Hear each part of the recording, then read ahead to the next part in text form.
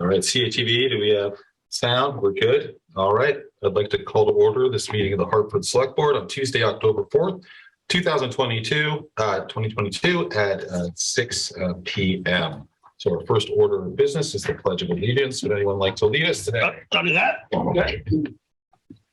I pledge allegiance to the flag, the United States of America, and to the republic for which it stands, one nation, under God, indivisible, with liberty and justice for all. And thank you very much, Lanny. Thank you, sir, for the honor. All right, so Pledge of Allegiance we did. We have no local liquor control board business, so we can move on. Order of agenda, sister cities asked to be removed from our agenda tonight, so we will not be hearing from them.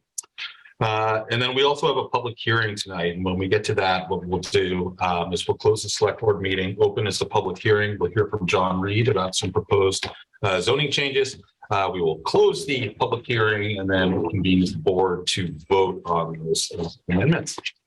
All right, so other than that, we can begin. So we'll start with public comment. We'll start with the people in the room. If you'd like to address us, please go up to the microphone, tell us your name and town or village of residence. We'll hear from people in the room first, then we'll hear from those who are participating by Zoom. You'll have 5 minutes to make your remarks. I ask that you address the select board as a whole and not individual members, and that you refrain from any personal attacks on anyone. So I will open it up to public comment. Anyone in the room who'd like to comment? Yes, Rob? May I make a friendly amendment or addition to that, which is just that to not comment on things that are also on the agenda. Okay, yeah, if that comes up, we can point people to the appropriate time. You don't want to comment on the agenda. Generally, if there's something we're going to take up on the agenda, like the bylaws, something like that, we'd add broader. So yeah, that's fine. I urge you to vote no on that. Okay. First up, and a little explanation of why. Can you say your name and? Oh, sorry. My name's Craig Whitten. I live in Hartford Village. About a month ago, you had a guy come up here. He said he was a developer, and that him and his wife tried to go out to dinner on Sunday night. In the horror, and everybody's going to laugh at this, there was no place to eat dinner at 8 o'clock at night in White River Junction. Now, you know Vermont. That's basically the whole state. Okay, there's lots of reasons to live in Vermont. Okay, the Upper Valley, White River Junction, whatever you want to say it. You know, less traffic, less crime, less pollution, less people. Sunday night dining options, probably not a great reason to move to Vermont. If you want to have lots and lots of crazy dining options, and I'm okay with that. I think it's, you know, maybe that guy should move back to New Jersey and he'll have tons of late night dining options. Okay. Okay. He also championed Lebanon. I know you guys just had a little powwow in Lebanon. I don't want to be Lebanon. Okay. I think Lebanon, it's kind of gross, the overdevelopment that's happened there. Everywhere in the country, it looks like West Lebanon. Vermont doesn't have a lot of places that look like West Lebanon. That's a good thing. I want to keep it that way. So to say, you know, him and his wife, they had to go eat in West Lebanon, you know, boo-hoo. I'm sure he ate, you know, great 99 Applebee's meal. That Vermont, we don't want that, okay? Mm-hmm. The other developer came up here and said that his tax bill was $100,000 too high. I mean, that's, if you're looking for somebody to tax, it should be the developer. You got a handful of developers in the Upper Valley that have basically taken over and jacked up the rent. It's not, you know, I'm sure somebody from Twin Pines is in the room here, but they're not always the good guys, okay? And this zoning thing, you know, you got the Super 8 motel. I don't see Dick McKay here, but it's no secret. It's probably going to be up for sale soon. Make the zoning law. I see Simon sitting here, the homeless champion. I wonder if that's on the agenda. You know, I mean, the lot next to it, the old Howard Johnson's, is for sale for $1.9 million. I'm going to go ahead and guess Twin Pines is not going to buy that for 1.9 and pony up the money to build a place when you got the Super 8 sitting right there. Okay. It's no secret what's going on. Okay. Would you like to comment, Simon? Or? I live in Vermont. Oh, you're right. Yeah, of course. Yeah.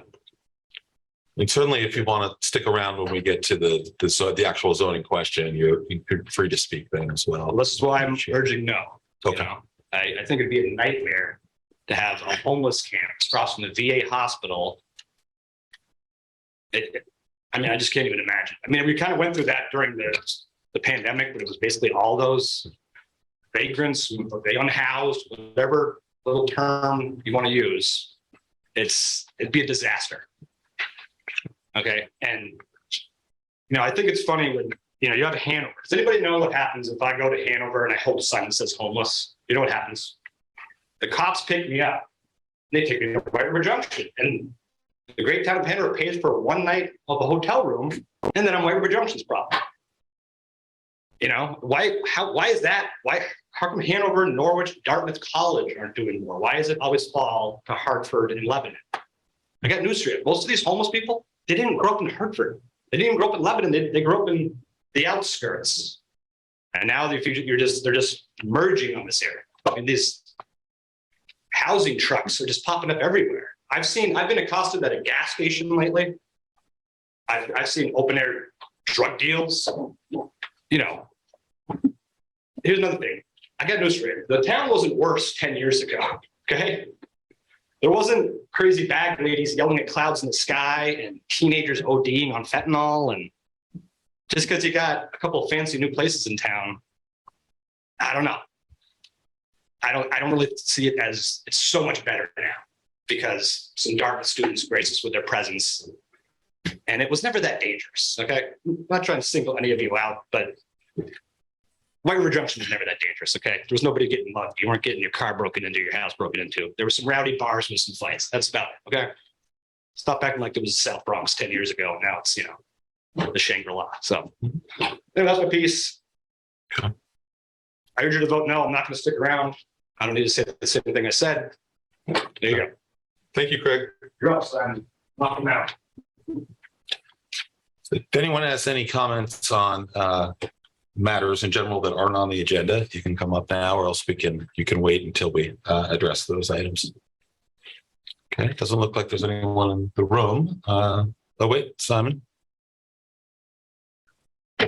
Hi, thanks very much. My name is Simon Dennis, and I live in White River Junction. And I just wanted to mention something that's been a little bit on my mind lately, because I learned about something that happened in the town of Lebanon not too long ago, and myself and some others are going to go and speak to the Lebanon City Council about it. But it also pertains to some things that happen and could happen in Hartford.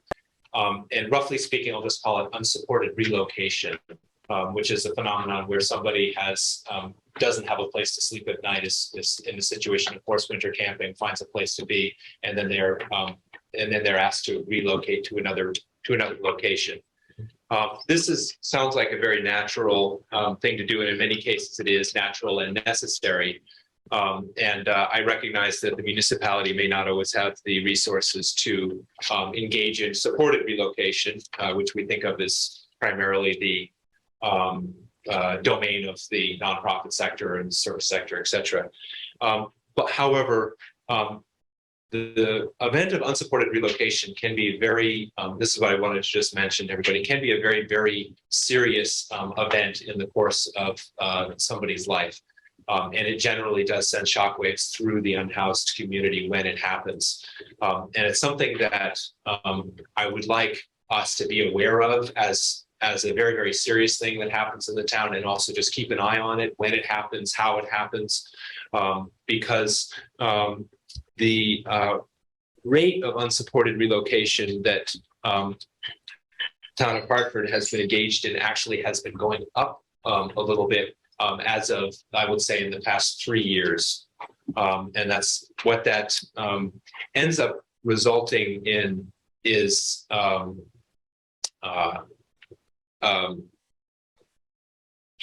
some very serious danger to the people who are subjected to it.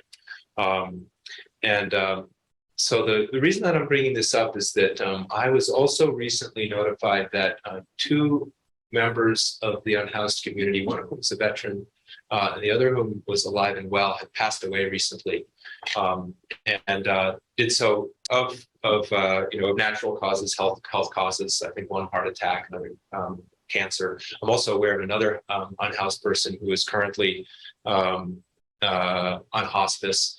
And it doesn't always necessarily have to happen at the time when they are homeless, but there's the rate of loss within the unhoused community is much greater, and the average lifespan of a person who is unsheltered is a lot less than we would come to expect from we could say housed community.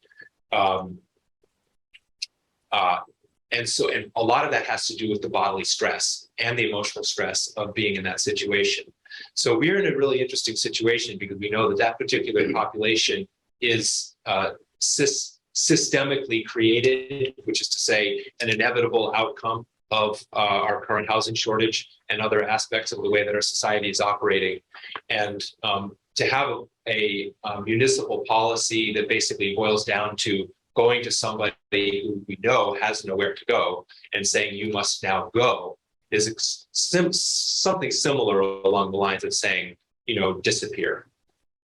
And in the case of these relocations that happened in Lebanon recently, I found out that they were sent down to Claremont, not to White River Junction. Claremont service world is burgeoning at the seams. They were absolutely at their wits' end at the thought that somebody would send them to another community. Same probably is true for White River Junction. I know that we do not have any vacancies at the Haven at the moment, although occasionally they do open up from time to time. So basically this business of sending people away, chasing people around as a solution to a problem basically has an aspect of leading to incarceration, loss of life, chaos in the lives of the unhoused community. So I just wanted to bring up that point to the select board to be aware of it and to keep an eye on the degree to which we are engaging in that. Part of the reason I'm mentioning that at this time is probably something that you all know more about than I do, is that the hotel voucher program has let go of 20 individuals recently. The service sector is working on finding homes, but that is going to affect the numbers in the upward direction of people who are unsheltered. So I just appreciate you taking the time to hear some thoughts on this time. Thanks very much. Thank you, Simon. Simon, I had a question for you. So I hear you stating the problem pretty clearly, and I hear that it's a real problem. I'm wondering if you have any proposed solutions or anything that we can be thinking about researching, moving toward as a select board. Yeah, there's been, as you may know, there's a number of communities nationally that have put it on the books to say we will not engage in unsupported relocation.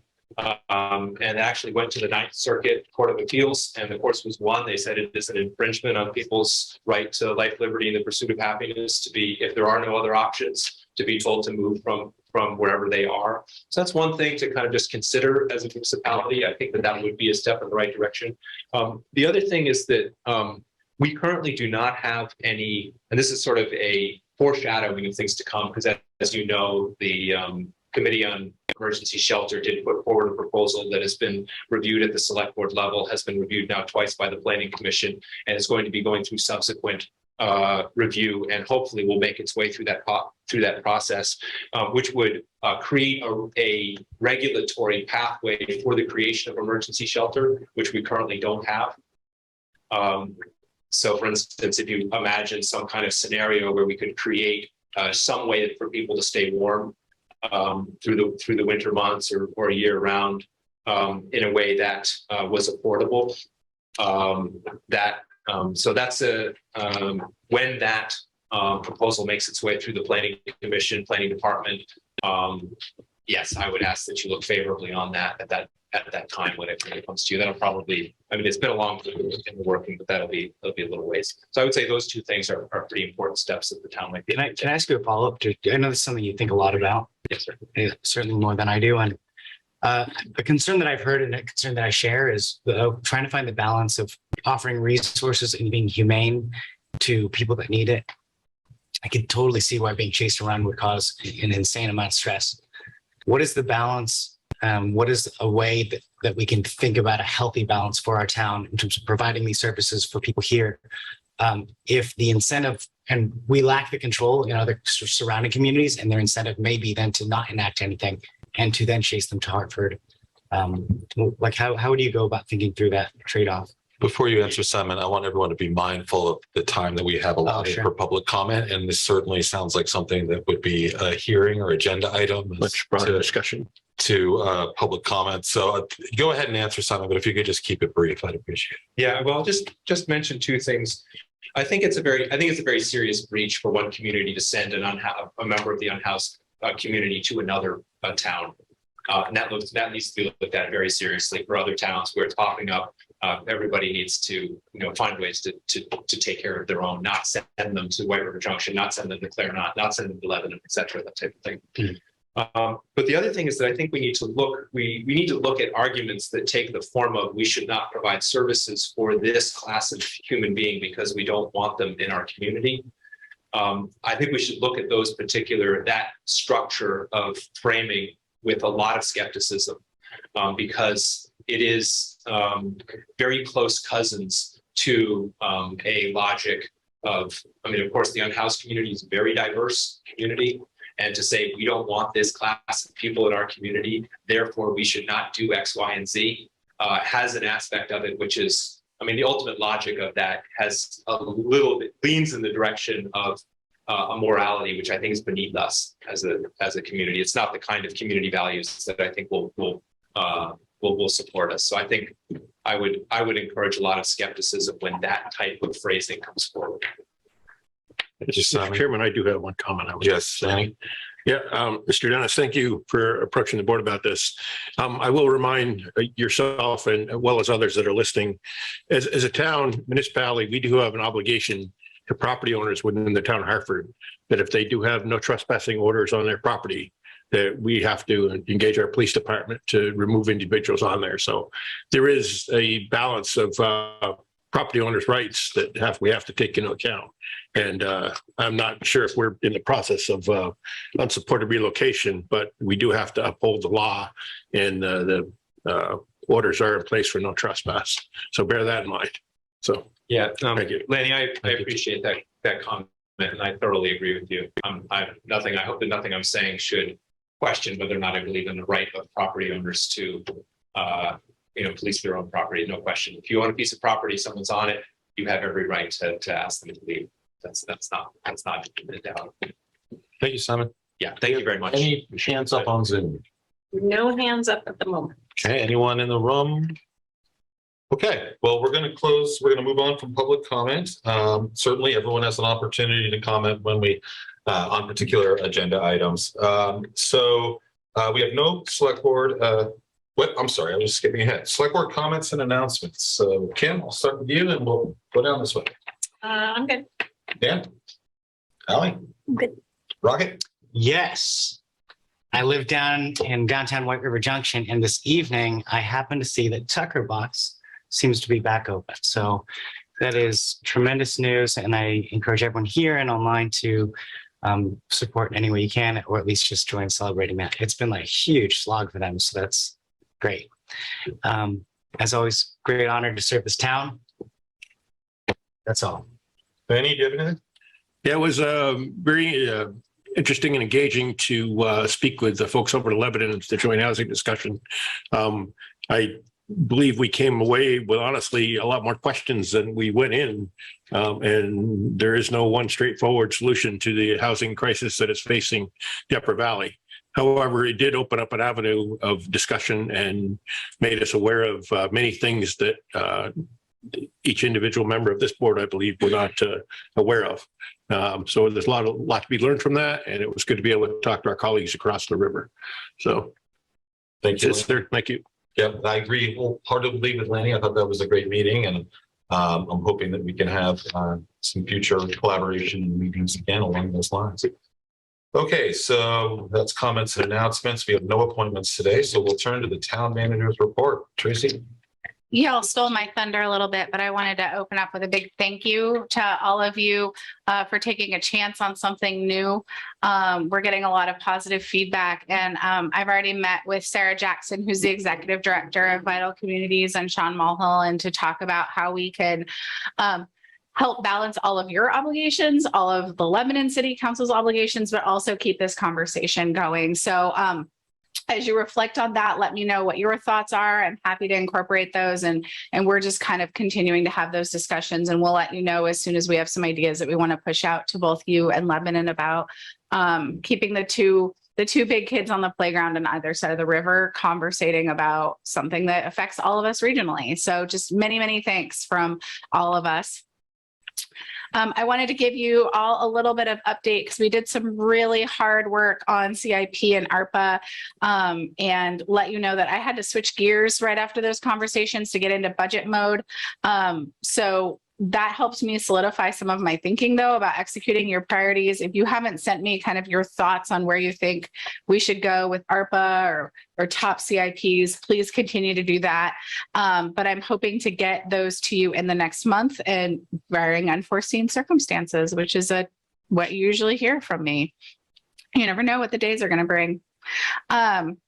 Just a little reminder in there about no trespassing orders. As we've gotten some community concerns, and I know that there was at least one RV in town hall over the weekend. We can only remove someone from a property if we have a no trespassing order from that property. So we cannot just go in and make the assumption that they're not welcome there and ask them to be removed. So if anybody calls and reports something, that's going to be one of the first questions when HPD arrives, is whether or not they have a valid no trespassing order for that business or that location. I'm proud to say that if they don't have that, they're not going to do that work because it's unlawful. So that integrity and that accountability that our officers have extends to that. They will not do that work if they don't have that. And if anybody's wondering, in the case of town-owned properties, I have the authority to issue a no trespassing order. And the acting chief of police and the fire chief both have my personal cell phone number. They're not shy about using it on weekends when I do need to know something, and they will call me if I need to no trespass someone. So that's how that works. If you're getting comments from residents or you were just curious yourself how that works. The kind of big update in this one is direct from Dana Clausen, our environmental sustainability coordinator. We have gotten notice of a large system being proposed on land up Route 14, just past Bryan Hill Road. And he's hypothesizing that this is something initiated by Green Mountain Power. It is too large to need to be considered a preferred site status from you. So that option that we've explored before, that's not on the table for this project. But you, as well as the Planning Commission and the Regional Planning Commission, can submit letters of support, concern, or just against the proposed site. So what the internal process that Dana has worked out with planning and zoning is that the planning department has been in contact with the developer to get a view shed analysis and an aesthetic report. So that's what it actually looks like. And once that's done and the town has a copy, the planning commission will do their work on that, whether they want to issue a letter of support, a letter of concern, or just a letter against the entire project. Once that happens, then they would like you all to take that up as to whether you want to concur with that type of letter that the planning commission did, or you would like to do your own. So we'll keep you posted on all of those steps that come forth.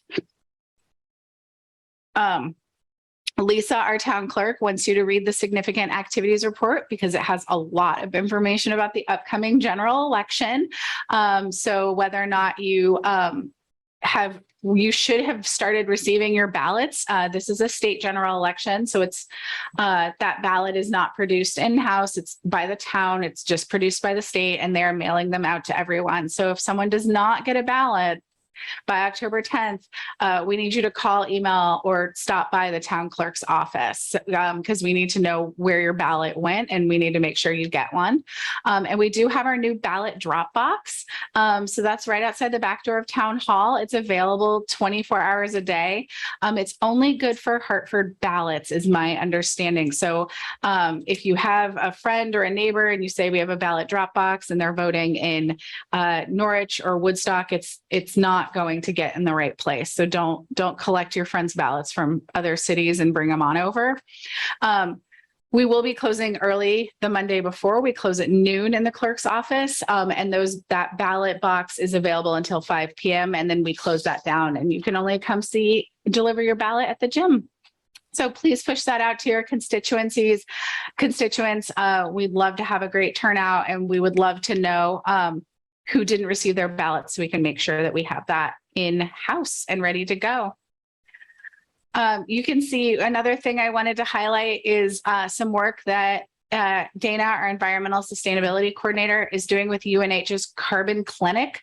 They're going to be doing an assessment of our carbon footprint and providing us with a way to track our greenhouse gas emissions.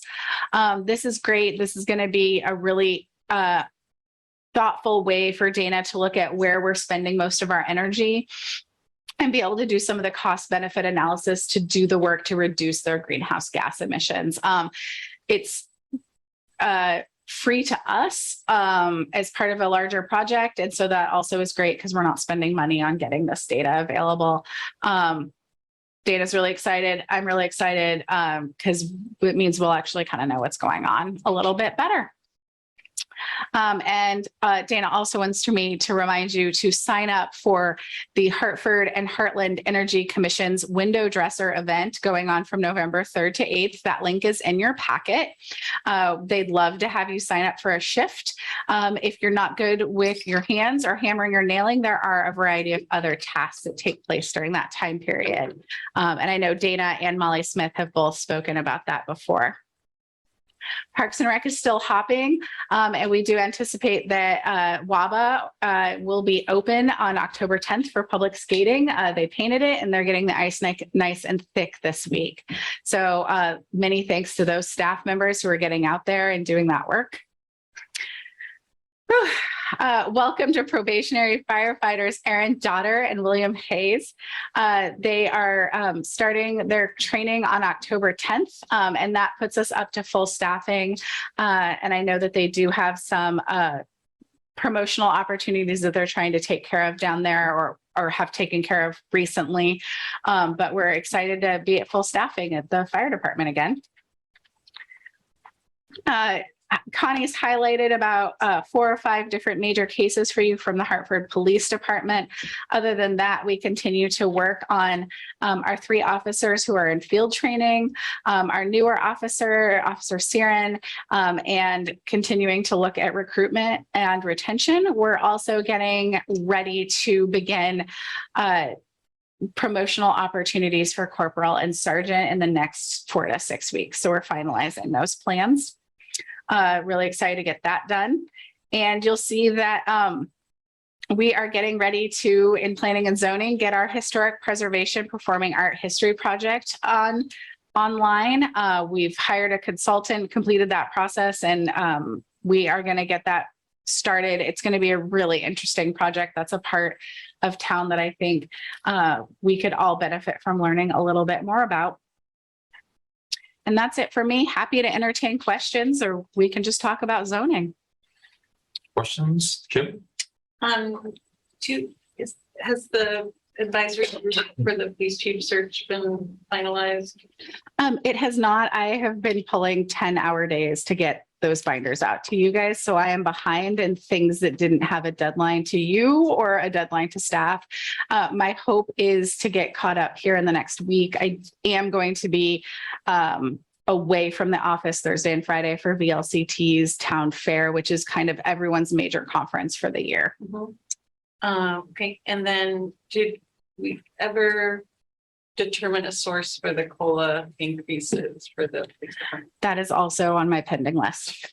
I'd be eager to hear about those when they're finalized. And I think that's it for me. Anyone else? All right, thank you, Tracy. All right, so we're going to have our public hearing now. So I'm going to close this portion of the Hartford Selectboard. We'll reopen for a public hearing. The subject of this hearing is a zoning amendment change to a portion of the Industrial Commercial 2 zoning district to a new zoning district, which is General Commercial Residential. And John Reed, Chair of the Planning Commission, is here to walk us through that. Then we can ask questions and we can hear from the public. So John, if you're ready, I will turn it over to you. Thank you. Just a quick question. Doc. Yes, Kim? Is the same, like there was a different agenda item in our agenda center. Is what's in the select board agenda the same? Like what should we be looking at right now? Should we be looking at? Well, we had to warn a 15-day public hearing. Okay, So there was a packet of information from the planning commission that was submitted back, and I think it was September 18th. So you have an updated memo okay, in 4 attachments. okay. So we can just look in our current agenda? Yes. Okay, thank you. Okay. So I'm going to make some preliminary remarks, and then I'm going to turn to Matt, who's going to do a brief overview of the technical aspects of what we're doing. We're changing or proposing to change a piece of the town that's roughly opposite the entrance to the Veterans Administration. And most of the property is along Route 5. There are hotels and motels in this particular area that have a total of 430 beds. There's also Jasmine Motors. There's a Dunkin' Donuts, and there's a large abandoned Ibex building on one end, and on the other end there's a bank. And what we're proposing in the large scale is to create a new GCR zoning district, and this would be the first parcel or group of parcels in that district. During the 2019 town plan update, there was a lot of support for mixed-use development. And mixed-use development is what the major change is going to be if this zoning proposal is accepted. In fact, the town plan in Chapter 4 on housing includes a specific strategy of encouraging mixed-use development in village centers.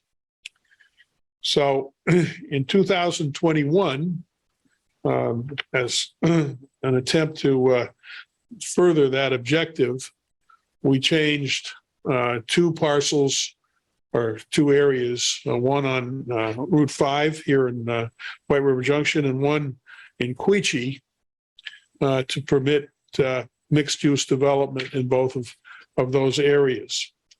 So the process has already been started. The Planning Commission has held 5 workshops with staff going over the amendment. And in those workshops, we discussed some other technical aspects that are in this change. There are changes in the permitted use and conditional use. There's a change in how you measure the square footage of residential units that's permissible. And so there are these technical changes that we've spent quite a bit of time on. On March 28th, there was a community meeting to discuss the proposed change and receive input. And on September 8th, there was a public hearing, and the proposed zoning amendment was unanimously approved by the Planning Commission. So the Planning Commission strongly supports the proposed zoning amendment. We believe the amendment is consistent with the town plan goals for more mixed-use development and to provide greater opportunities for a variety of housing alternatives. We recognize that we are in the midst of a housing crisis, and this amendment is another step to help us move forward on increasing our housing supply. So with that, I'll turn it over to Matt. Matt? Thank you. Following those zoning changes last year, the Planning Commission and staff agreed to look at other straight commercial zoning districts in Hartford. This was a logical next step. And this is part of a coordinated effort to create more opportunities for housing. The area under consideration is across from the VA hospital, as John noted. It's bounded by I-89, 91, and Route 5. It includes Gallavale Drive and Jasmine Lane. There's a total of 13 parcels, approximately 32 acres. The Industrial Commercial 2 zoning district does not allow mixed use or residential development. The proposal includes changing the designation from Industrial Commercial 2 to General Commercial Residential and allow mixed use development and multi-unit development as a conditional use. So it still would require approval from the Planning Commission and the Zoning Board of Adjustment. The area is a gateway to Hartford, and staff and the Planning Commission spent a lot of time crafting the zoning district objective to clearly articulate the development attributes that we are trying to accomplish. Staff and the Planning Commission have looked at the zoning district boundaries for the proposed district and land uses. From that, staff and the Planning Commission developed a list of permitted and conditional uses that are intended to reduce impacts on commercial and residential uses. Besides adding mixed use and multi-unit housing as conditional uses, other proposed changes include moving some permitted uses to the conditional use side or eliminating the use altogether. Eliminating the following uses in the district: adult-oriented businesses, agriculture, bed and breakfast, contractors yard, crematory, junkyard, and manufacturing and industry. Moving the following uses from permitted use to a conditional use: hospital, medical center, light manufacturing industry, light manufacturing retail sales, motor vehicle fueling facility, motor vehicle sales, and parking facility. To encourage higher density in this built-up area, we're proposing to use the floor area ratio compared to the traditional dwelling units per acre.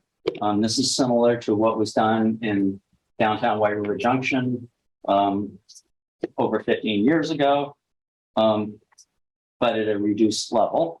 The floor area ratio encourages smaller housing units, which are badly needed. The floor area ratio proposed is 1.0, and this would allow a 30,000 square foot lot to have 30,000 square feet of residential development. So as we've seen in downtown White River Junction, we have a number of projects where there's first floor commercial and upper floors of residential, utilizing the floor area ratio to allow fairly intensive development.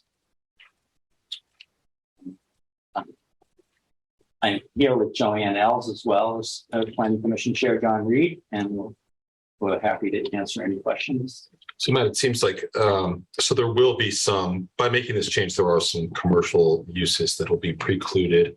Are there any commercial uses there now that would need to be like grandfathered in, or is there just nothing there? No, not really. Okay. So we have, I'll just run through a quick description of the land uses there currently. We have 5 hotels totaling 430 rooms.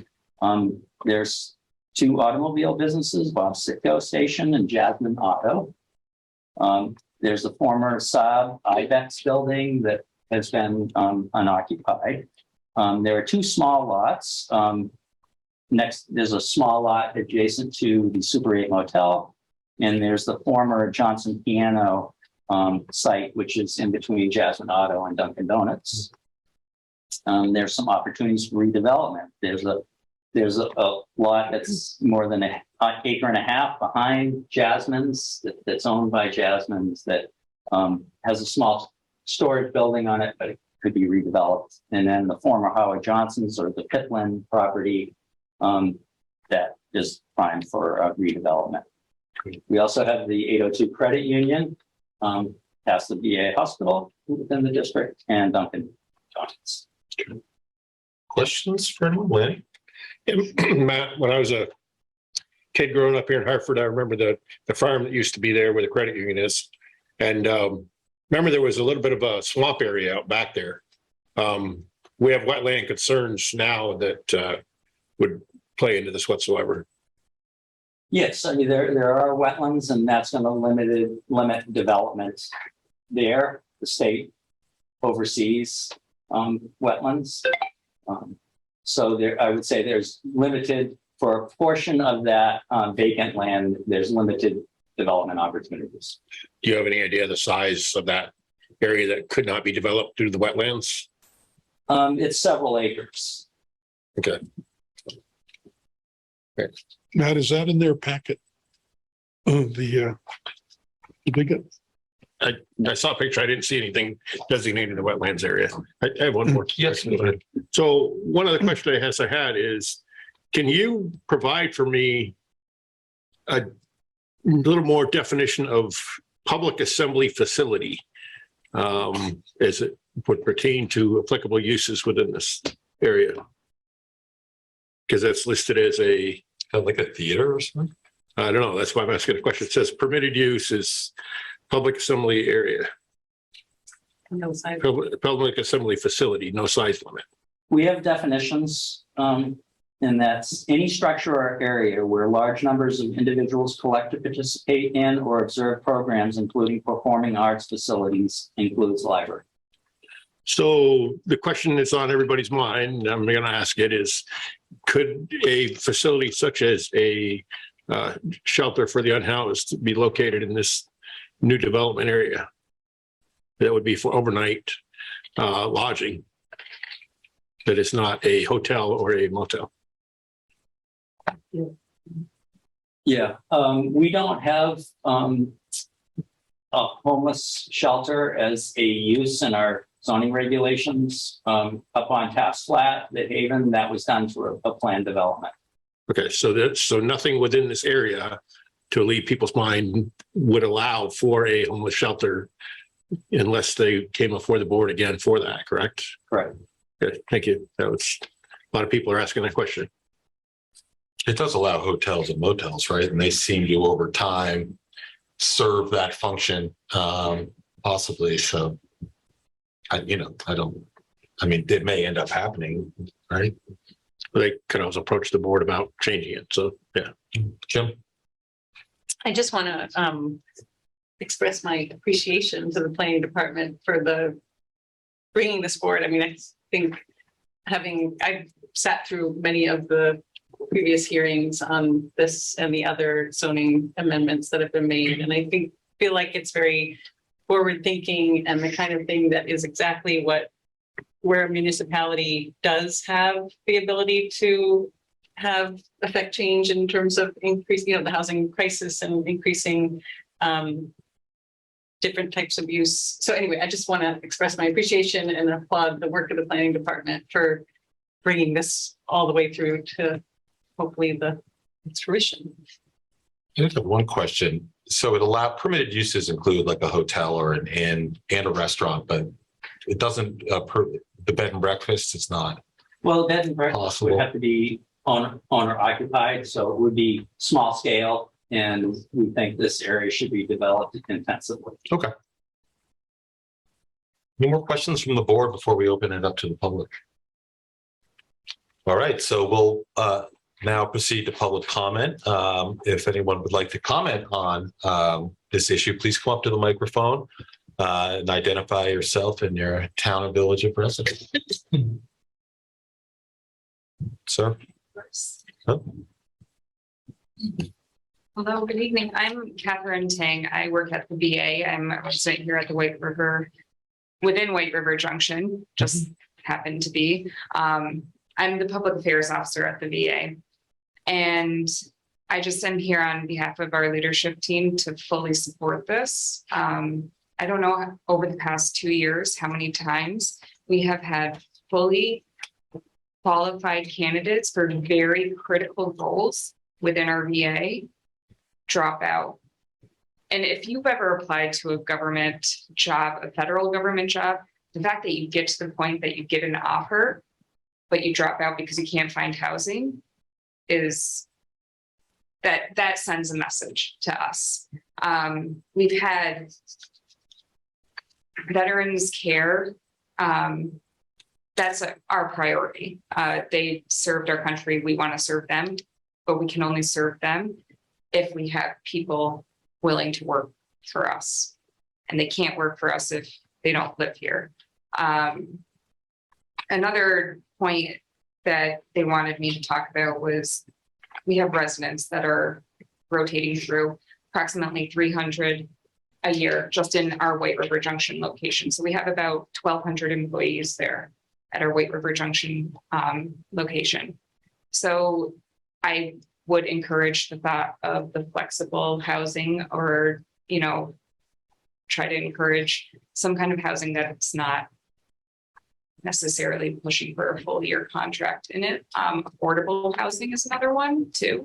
The government is really good at getting people in early in their career and helping them work their way up. Getting early in the career means you may not have the salary to pay to live here like we want them to. With the gas prices, people who have been commuting have quit because they can't afford it, but they've been looking for housing here. So the VA just really strongly encourages this. Also to think about homeless veterans, we do have programs to help them, and to have some kind of flexible housing that we could partner with the landlord to help rehabilitate. Those homeless housing is a huge thing within the VA. Veteran suicide is a hot topic, as it should be. One of many factors that lead into that is homelessness, and veterans are homeless at a higher rate. So just to put that all in perspective is that if this happens, we hope to get our robust care back for the veterans, because we'll be able to actually hire people. Thank you. Thank you very much. Would anyone else like to approach the microphone? Yes, sir.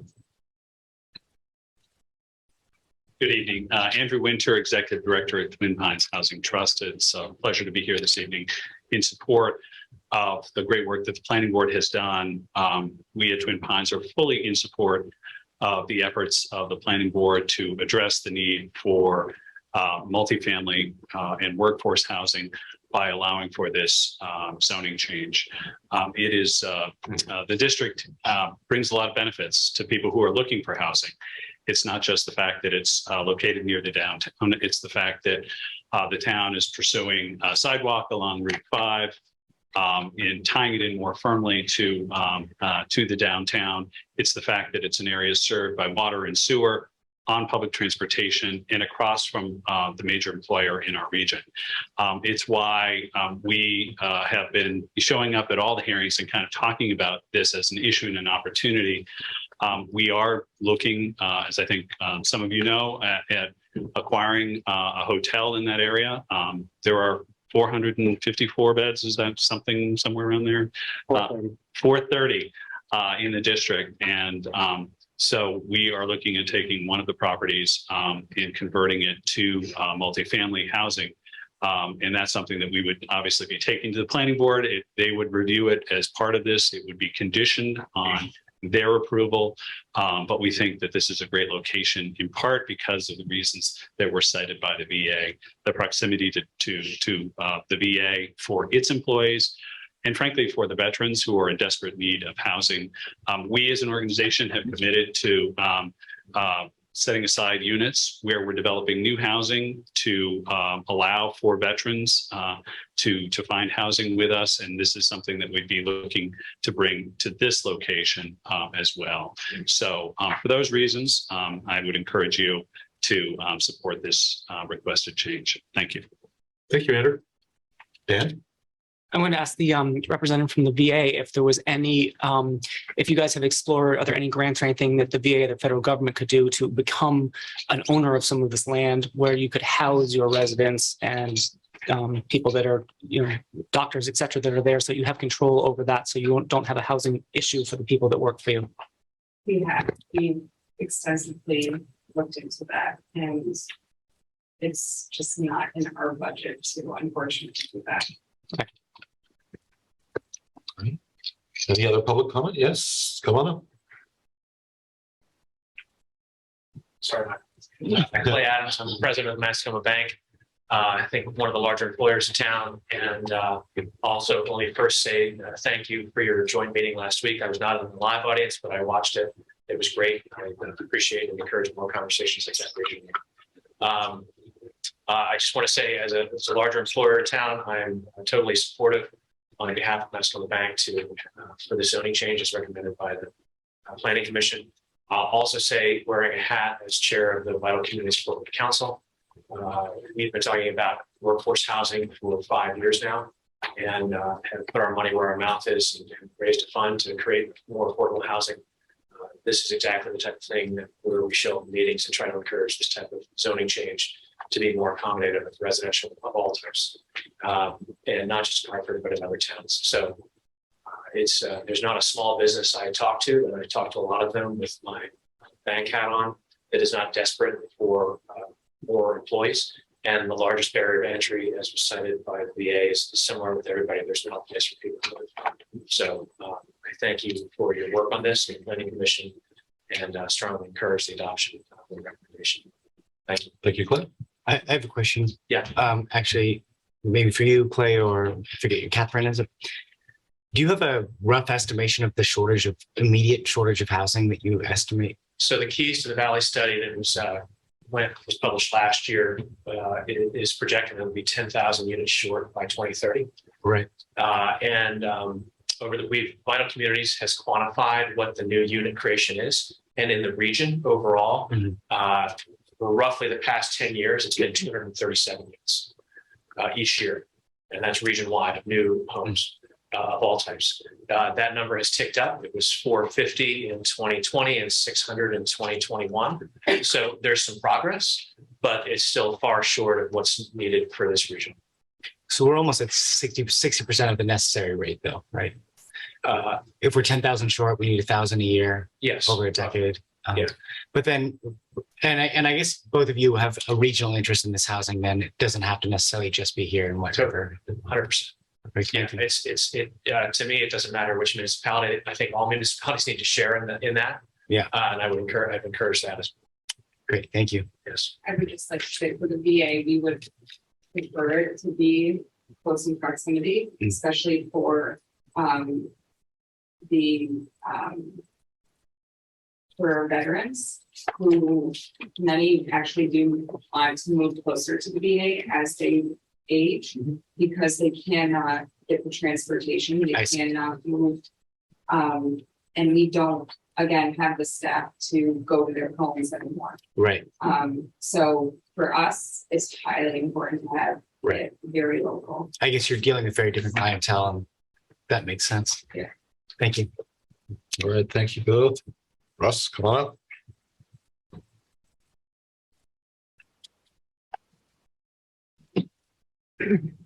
Russ, North White River Junction, individual school board member. I can tell you one problem the school district has in attracting and retaining teachers is affordable housing. Right now, we have 25 provisional licenses for people where we could not necessarily find a licensed teacher. These are all qualified individuals, but every year a handful of candidates turn down the job because they just can't afford to live here. And I can speak from personal experience. My own daughter, who's a teacher at Hartford High School, can't afford to move out as much as we both want her to. Thank you, Russ. Yes, go ahead, sir.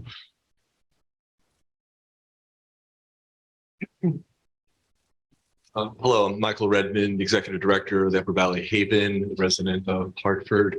My accommodations for the Select Board and that's taking up this question, and for the Planning Commission for its fine work of identifying an area that seems to be ripe for different use, and one that focuses on housing. Often the Haven is thought of as the place that focuses on shelter, which is only part of our story. Our work is shelter as a emergency response. Our goal is really to find permanent housing for people. And we are able to do that successfully with the support of the addition of new units, with our partner Twin Pines often being part of that, as well as the rent subsidies that we're able to line up as well to make it affordable for everyone. We often work with the Veterans Administration as well and recognize that the location is ideal for them, but for everyone. So we are entirely supportive of this idea and this work. And we, like I said, commend the board. And I think focusing on the study that Clay mentioned is important because it acknowledges not just the status of today, but the growth that's going to be occurring tomorrow. So it's a race that we're in, and every unit counts, but the demand continues to grow. And so I agree entirely with other questions about where can it occur throughout the Upper Valley. But appreciate the Hartford is taking this on, being creative, and coming up with a good idea that can be responsive and broadly helpful to everyone in the community. Thank you. Thank you, Michael. I have a question. This may be more for Tracy. We talked in our capital improvement meeting, we talked about a potential project where we get a federal match, and it would basically be to do road work and sidewalk work. I think it was up around this area. Is that correct? Yeah. Okay. Just something for us, I think, to think of, because if we're thinking about housing, things like that, certainly a walkable area would be important. So just a reminder. And then just one note, if you've ever gotten off in White River from 91 South, that left turn is like the worst. I don't know whether that's like, because I think that's Route 5, right? Like whether we need approval to get like a traffic light, but just something to think about is that area of roads, because I just avoid that. Yeah. Wait, on that note, I actually have a question, and maybe this is more directed at Matt, but also to anyone in the room. I personally find myself very supportive of this. And one thing that I am always trying to challenge myself to do is to think through the issue and make sure what the consider the counterfactuals and what the counter arguments might be with. One thing, I've been doing some studying of the town of Woodstock lately, and one thing that I know about Woodstock that makes it quite beautiful is that they buried their power lines. This happened a long time ago, but this is something that then I was thinking about White River, and I said, wow, we just redid our whole streets, and wouldn't it have been great if we also had that opportunity? I'm sure there were other things at play. I wasn't part of that conversation, but I am wondering, 5 years, say we approve this 5 years from now, 10 years from now, what is it that we might look back as a community and say, in that meeting or in this process, we wish we had done these things? Is there anything that sticks out to you or anyone in the room that we should at least consider giving more thought to or debate to?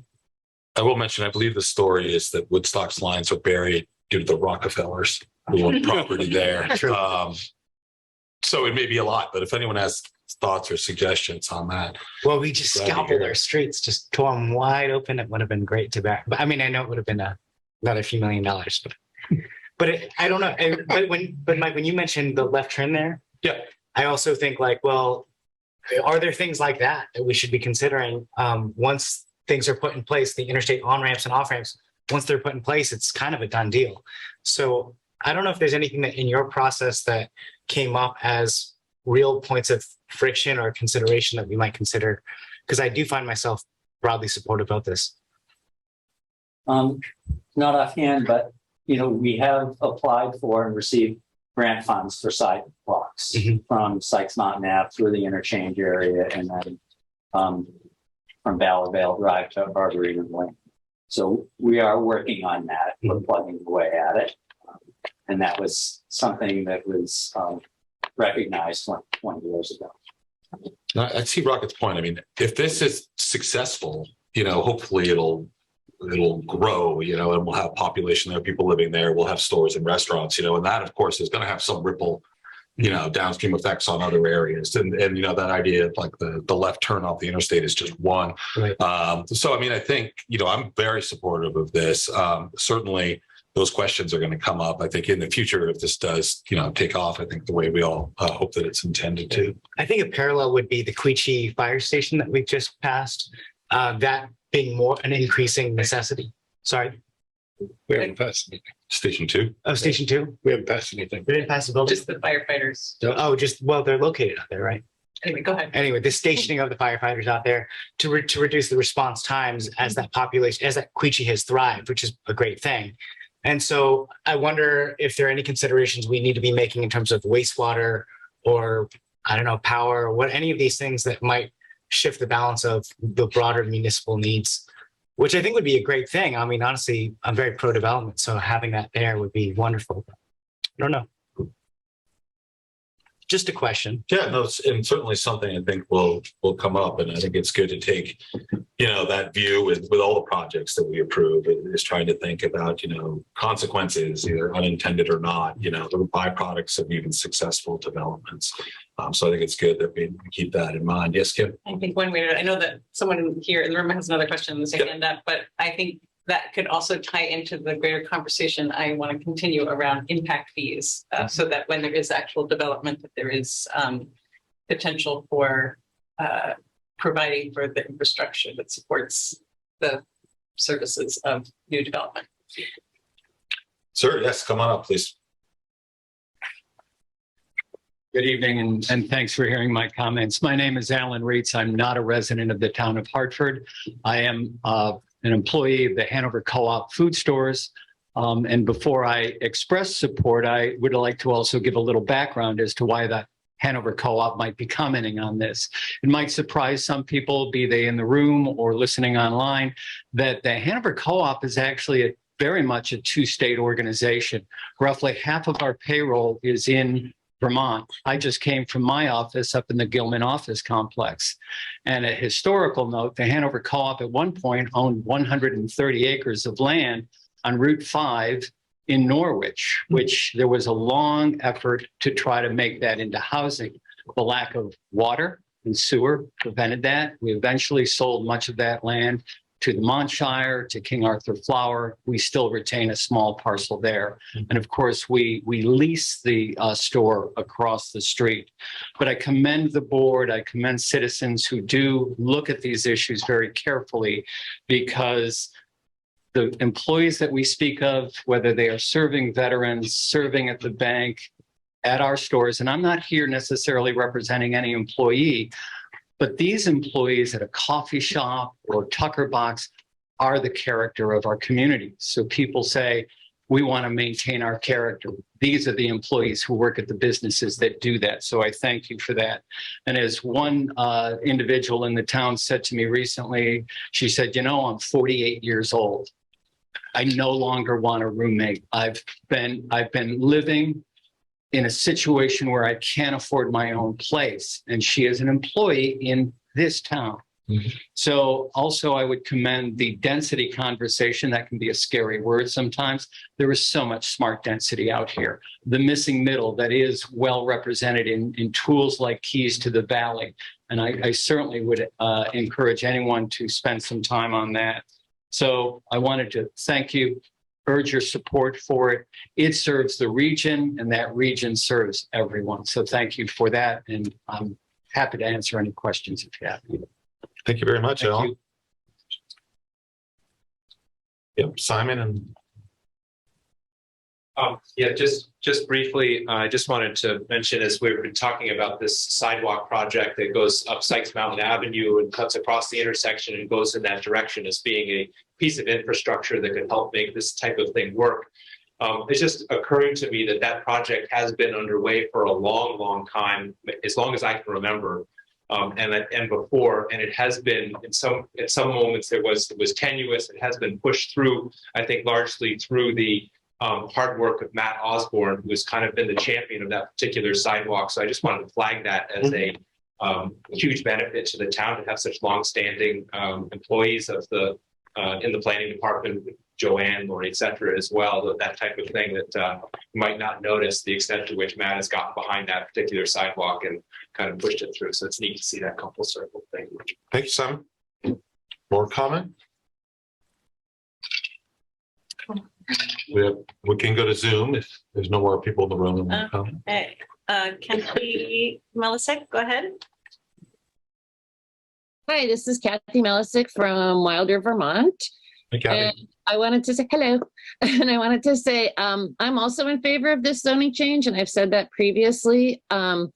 I think I want to say there was a similar change along Route 5 where Route 4 runs into it by 25,000 gifts. I could be wrong about that, but I was in favor of both of those zoning changes to allow multifamily housing even as a conditional use. The housing and affordable housing and a shelter, more of that would also help solve the issue of what I'm sympathetic to, which are the extremely understandable issues that neighbors of the Haven have had regarding the denied application for a low barrier shelter a few blocks up from 2 or 3 schools, and similar issues regarding the application by St. Paul's in the Haven to put a very large building where the St. Paul's Rectory currently sits.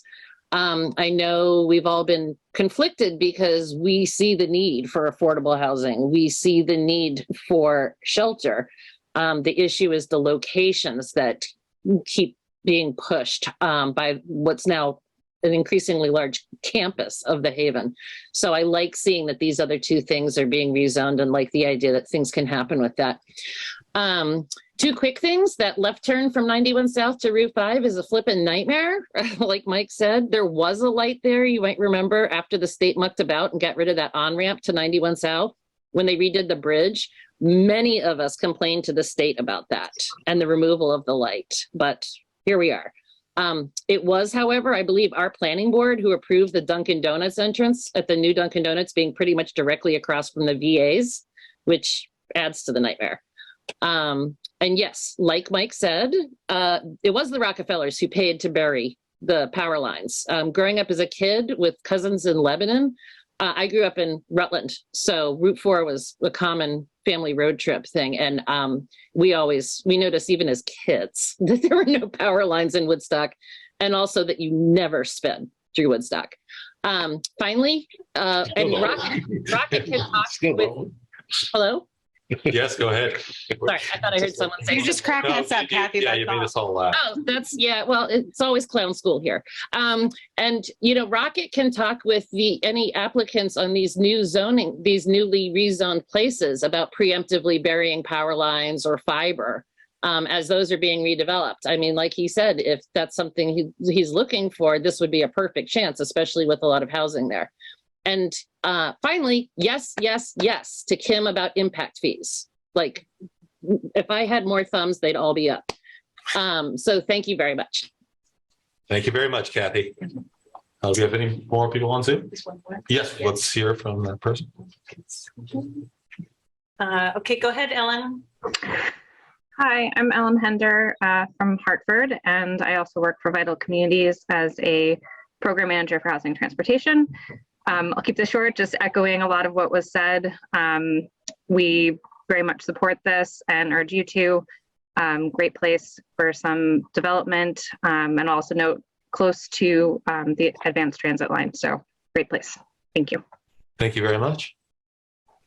Okay, we have no more hands up on Zoom. Anyone in the room?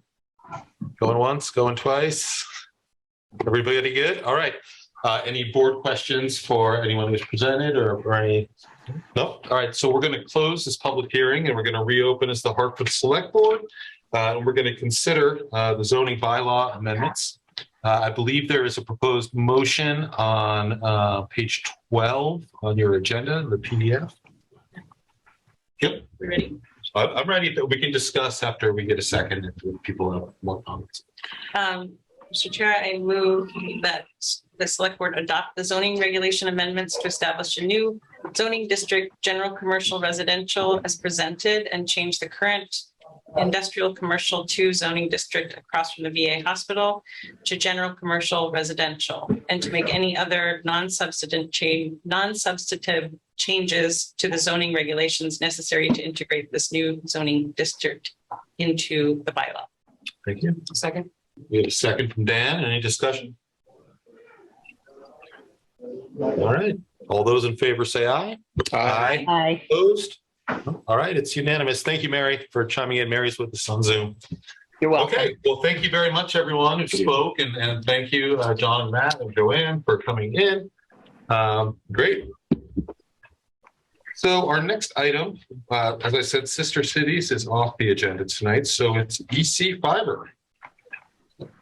And imagine we have someone coming in. FX is going to Is be. FX going to come in? It's on Zoom. Okay, let's try to bring FX over if we can. It's a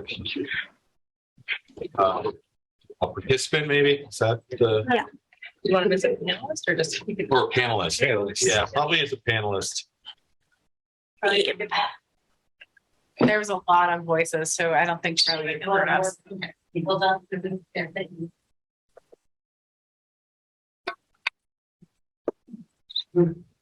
Here's FX. Hi, FX. Hello, everybody. So this is, Hold on one second. CATV, could we like switch so we're small and FX is large on the screen? Yeah, and maybe get the volume up a little for FX. And so FX, you've got the floor for a while because after this is the Charter Commission. So if you're going through that with us as well, well, welcome and settle in. But we're on EC Fiber right now, so I'll turn it over to you. okay, great. Yeah, the petition that's in front of you is pretty much a pro forma thing that allows a utility to go in and dig in the right of way. And then each of the individual items would be subject to permits that would be worked through the DPW. You don't see these very often because, you know, Hartford probably did it for the phone company about 100 years ago and for the cable company about 30 years ago. So this is, you know, we are now putting fiber on the poles all over town. West Hartford's been done for a while.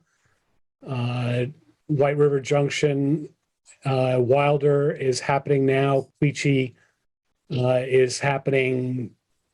If it's not happening now, it's happening next week. You know, just in terms of getting fiber up. There are places where the main line, electricity, phone lines, and so forth go underground, and typically, and where it goes underground in a town right of way, the process is that the select board issues approval of a petition that the utility can go in there. So what you have in front of you is permission for the East Central Vermont Telecommunications District, which the town of Hartford is a member of, to do that work. Thank you, FX. Are there questions about this from anyone? Dan? Yeah, FX. On some of these maps, there's some of the roads that they're not, it's not the entire road. Is there a reason for that? Oh, those are to, you know, essentially to show where the underground would happen. It's not the whole network. It's strictly the places where there may be a need to go underground. As best as we know, based on the design surveys and based on what we know from, you know, riding out with the electric company. Okay, and they say, all right, now here's where we go underground. So there are no poles. So the only way to go from here to there is to go underground. Sorry, go ahead. That makes sense? Yes. And a follow-up to that. So are these places where you have on the maps, are these places that are going to happen or only going to happen if there's interest from residents in those areas, and who's paying for this? Okay. Not a simple answer to that. If we are talking about mainline access fiber that needs to be run to get from point A to point B, that's definitely going to get built. If we are talking about putting in underground where we are in the town right of way for a little bit, and then 80% of it is in a private association or condominium unit, we're not going to be knocking on the door to get a permit to put in the underground from the town until we've made the decision about who and when the underground for the condo is going to be done. And Hartford is, huge compared to all of the other towns in our district. And so the folks that have been building the network actually don't have a lot of experience with condos or multi-building, multi-dwelling unit situations. So we've actually made a decision to beef up the whole staff. And part of that is to get people on the job of figuring those things out. So I can't really provide any rule of thumb about that at this point. But it certainly is something that will have, more information to share as our staff has an opportunity to dig into it. Forgive the pun. Thank you. In fact, do you know how many households or people this could end up bringing EC fiber to? I mean, it looks pretty comprehensive, right? I mean, the maps of the mission of the district is to make service available to every home and business on the grid in our member towns. Yes. So, I can tell you that, in the town of Hartford, right now there are something like, I guess I did an analysis to figure out how many single family homes there were that we can just hook up because there's a telephone pole outside their house and the electricity and phone and cable lines already go from the pole to the house in the air. That's like the simplest. That's something, we do that all day. There's no additional charge for that. It's all built into our financial model because we've borrowed all the money to do this. We haven't gotten any money from the state or the federal government to do any of this. We're a municipality like you. We probably owe more money to the bonds market than you guys do. We owe $65 million. And so our finances are based on providing the drop and the install at essentially no cost to the customer. And except we can't afford to do the individual undergrounds. So for people in town who are looking forward to EC fiber coming, if you're in a single family home and and your utilities come through the air, you're the people we want to do first. So get signed up now because we're going to start doing that shortly. That's what we're going to be focused on. And I believe there are about 1,300 locations like that in Hartford. And that would immediately, if we had even, half of those, we'd immediately be the town with the most subscribers in the district. Great. Any more questions for us? Any discussion? I guess I'm a little unclear on what our motion is. It's permission for our utility to dig in the right of way that's controlled by the town, and that general permission is needed before DPW starts looking at individual specific locations and issuing permits for those. So we could, on this page 18 on our agenda, the PDF, we could move to approve EC Fiber's request for a license to install and maintain underground conduit and manholes. That paragraph would work. Okay. Well, if anyone wishes to make such a motion.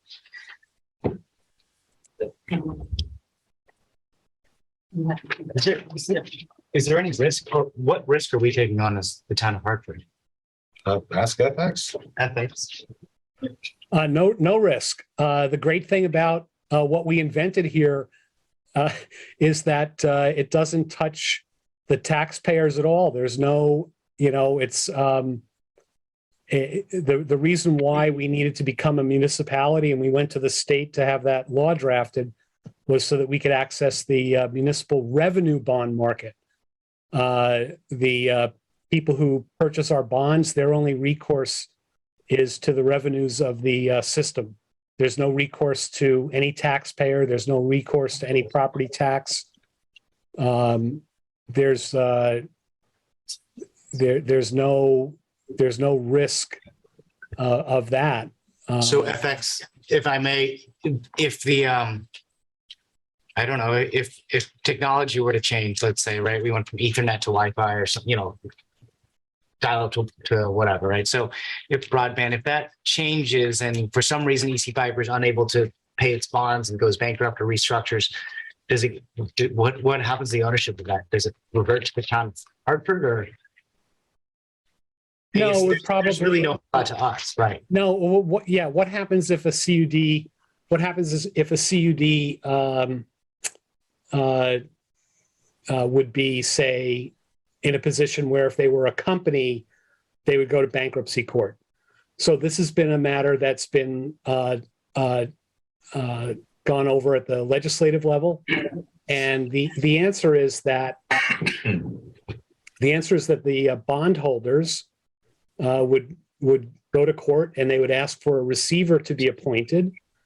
And then the receiver would operate the network in such a way that the revenues coming in would go to the benefit of the bondholders.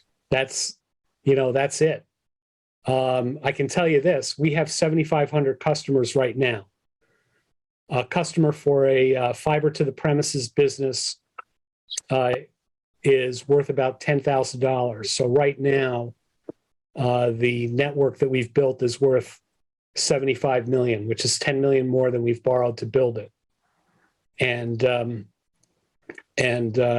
that's a nice rule of thumb to say that we're, a going concern.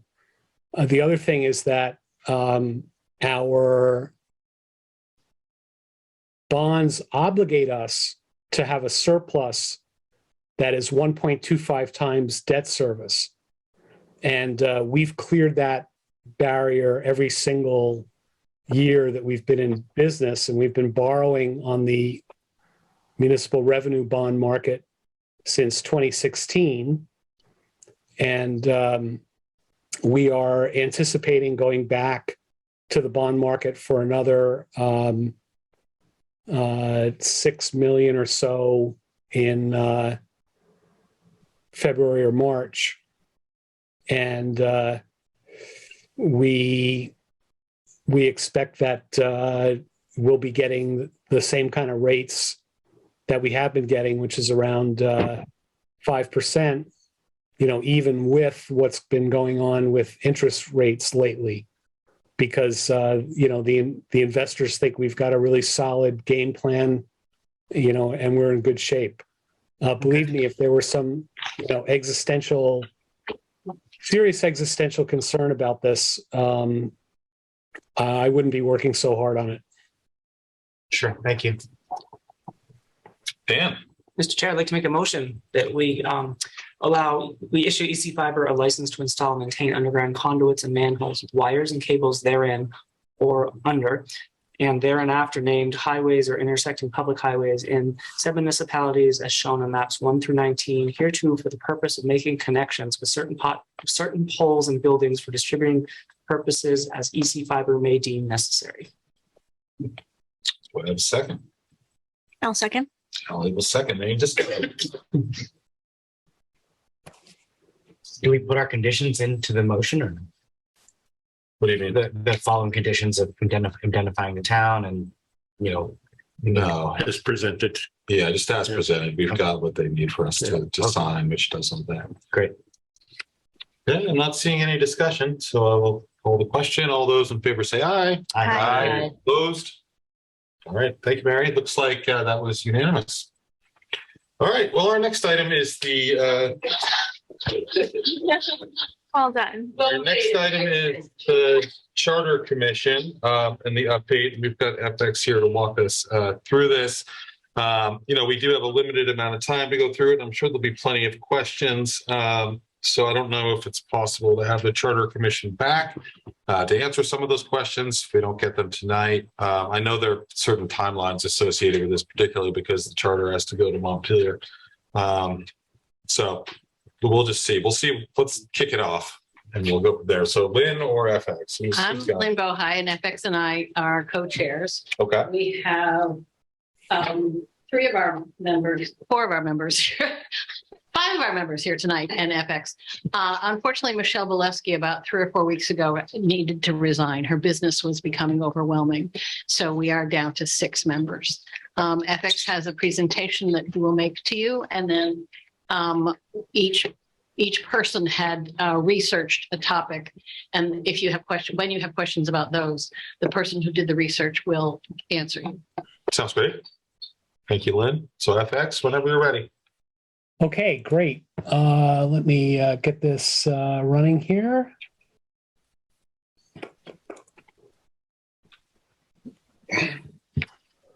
Okay. All righty.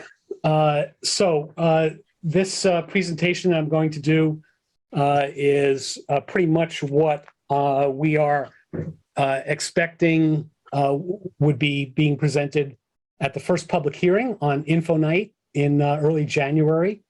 But this is just a draft right now, and I'll be walking through that with you. Okay, I think we all know what a town charter is. It replaces state law, and it gets passed into state law by the legislature. Hartford first adopted a charter in 2009. And since then, there have been 3 different sets of amendments that the town has passed. Lynn has just told you who was on the committee. And we would anticipate that, at the public hearing, we'll be saying that here is what the school board and select board have agreed to put before you. So I'll go over the timeline right now. So we worked on this, of course, during the summer. And then in September, we held a meeting and we asked for public comments.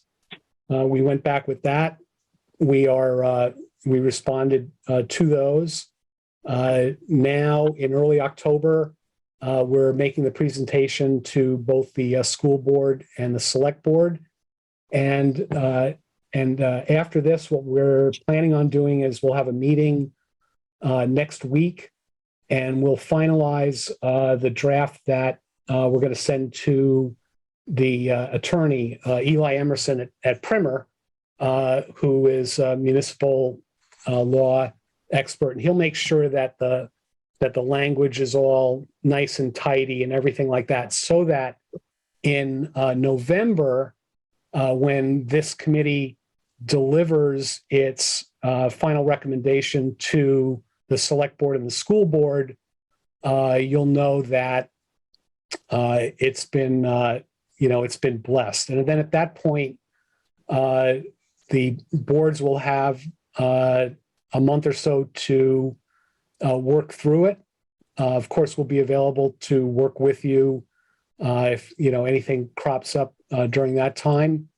The drop dead date to warn a final version or a final version plus ancillary side votes would be December 30th to make the 10-day deadline for the first public hearing, which we think should be on Info Night on January 9th. And then at the end of January, you'll be finalizing it for the warrant. So it's interesting about the charter process is that after the first public hearing, there's an opportunity to make changes again. And so that fits in nicely with the Info Night being 3 weeks ahead of or 2.5 weeks ahead of when the boards need to finalize whatever is on the warrant, charter, bond, whatever. Then, of course, we'll have the town meeting events in February and March. And then presumably it'll pass, and then it'll be sent on to the legislature, and they will work their way through it. And after they pass it, the governor would sign it, and then we would have an updated charter. So there are about 7 or 9 items in the rewrite. So the first one is the town meeting cycle. So one of the things here is that we're going to have the town moderator appoint a member of the town and school board meeting committee instead of the clerk. It's kind of because the original charter commission came up with the town meeting committee as a split between the 3 elected officials in town, the select board, the school board, and the town clerk. But now the town clerk is appointed by the select board. So we're going to put that appointing power in the hands of the town moderator as a neutral third party. The town meeting committee also will be explicitly supported in the budget. We want to see the town meeting committee members paid, and the committee is going to have flexibility in terms of implementation. So that should help quite a bit with that. We were also asked in our charge to look at ways in which to maybe recover some of what had gotten lost when we decided to vote on everything by Australian ballot. And we were also asked to look at what to do about ties. And so in terms of the budget, what we came up with is if the budget gets defeated, instead of the select board or the school board just going back, having another meeting and deciding on changes and then voting to warn a new budget resolution and then having that voted on by Australian ballot, we're going to give it a little town meeting flavor. So we're going to have a town meeting type meeting called where you have to be in the room, and in that room there'll be a debate on what the next budget resolution that gets voted on should be.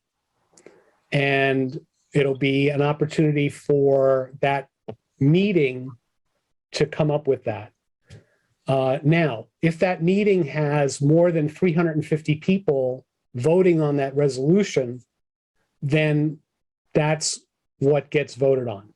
But if it's fewer than 350 people voting on it, it's merely advisory, and the select board or the school board would still control the exact language of that item. So this harkens back to when we did have a floor vote for a defeated budget.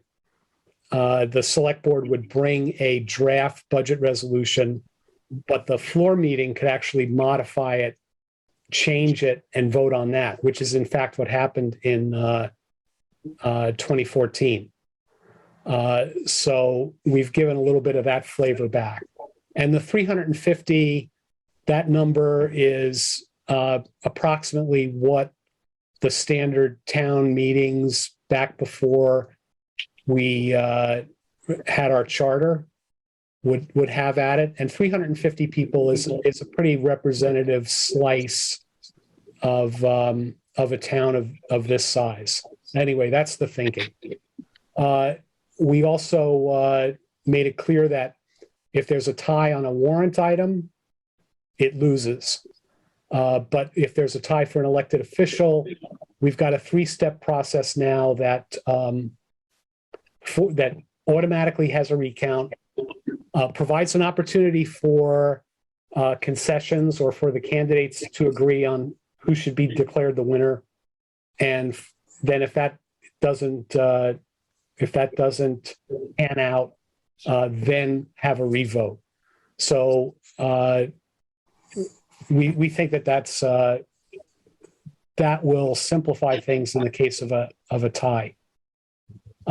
We've also added a section on citizen participation rights. A lot of the things that are in the charter are, come straight out of state law. One of the areas that is in state law that we have not been calling out in the charter is the right for people in town to petition for things to be considered as part of the town meeting process. So we've brought that out.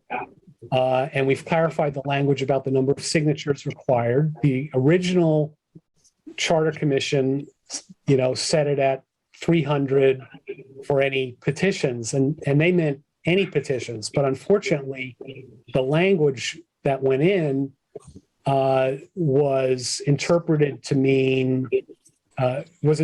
not apply because there were more specific requirements in state law that were not brought out. So now we're just making it clear that when state law says 5% in the town of Hartford, that's 150 or 5% of the active voters, whichever is less, right? So you would say, well, 5% of active voters in Hartford, that's like 300. It's not going to get any smaller. But you know what? What if it did? What if there was some terrible, thing that happened and all of a sudden, there were only 1,000 people on the checklist? At least the folks wouldn't have to go back and redo their charter among everything else they were dealing with. And that's some of the thinking that we tried to put into the charter was to think about the future, both in all respects. There are things that we put in here for the schools, recognizing that there's a chance that at some point in the future, state will make the Hartford School District include other towns. And in that case, some of the rewording in the charter here is going to mean that we'll be able to just go ahead with business as usual. We're not going to have to go back and redo the charter. We also, it's always a big bone of contention is, people, have enthusiasm. They want to go out, they want to petition for something, but the powers that be look at their draft language and then don't tell them that, even if the petition succeeds and even if it gets voted on, it's going to have no effect because the language is just not workable. So what we've put in here is that if there's a legitimate effort that's going to go forward, then the town attorney should at least take the language and make sure that it's provided in a way that it's actionable so that the petition is not an empty exercise. And this goes to the whole spirit of town meeting, where the town moderator would bend over backwards to make sure that people felt like they were heard, that people would properly frame their motions, and so on and so forth. This is in that spirit.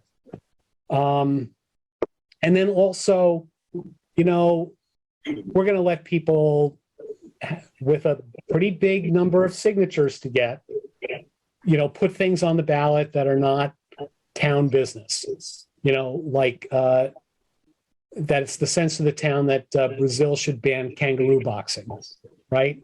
Ridiculous, but, there are things that, back when I was, a teen and early 20s, it was people were trying to get resolutions on town ballots, against the war in Vietnam. People want to get petitions on the ballot, for this, that, and the other thing. well, now in Hartford, there'll be a path, and whether or not it's frivolous or, not worth the time will be decided by whether or not you can get 350 people in town to ask for it. It's a pretty high barrier. And I think silly things, there's no threat of that happening. Thanks. I could see people, getting a petition, like in a resolution, like in support of Ukraine or something like that. So I could see enough people doing that to express an opinion on matters that the town. And it's a way of building civic engagement. And that's really, the town meeting form of government is different from a city council form of government because, people actually have, a lot more of a connection. It's not everything is simply through elected officials. Speaking of which, we've cleaned up all the elected official stuff. We've also cleaned up that problem in the charter where if there were only 4 members of the select board present and something came up and one person abstained, you could have a 2-1 vote to pass something. Not that I want to give you guys any ideas, but we've cleaned that up. We've made it clear that if you've got only 4 or 5 people, you need 3 affirmative votes. Let's see. We also, in terms of looking at things around open meeting law, public records, things like that, the one thing that we came up with was that we should really, promote best practices in terms of remote meetings, not just for select board meetings, but for, all the committee meetings. That there's no reason why we can't go full blown remote and make it a lot easier for the large number of people who live in this town to participate. Committees. Okay, there's been a lot of angst about committees. What we've done is to come up with some guidelines that say that prior to appointing a committee, the charge of the committee has to be posted, including qualifications. That is, who is going to be able to serve? Do you have to be a registered voter? Do you just have to, be approved, but published, written down, so that people can have a document that they can understand what's going on?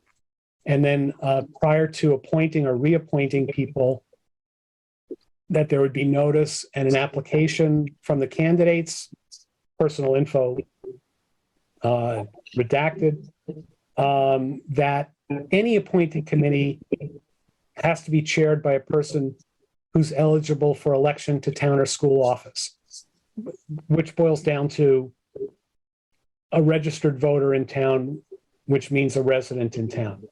I would also say that this is also one of those areas where thinking about, if we're talking about a committee that the school board is appointing, this putting in that it has to be, a Hartford registered voter wouldn't work if the school district got expanded to include another town.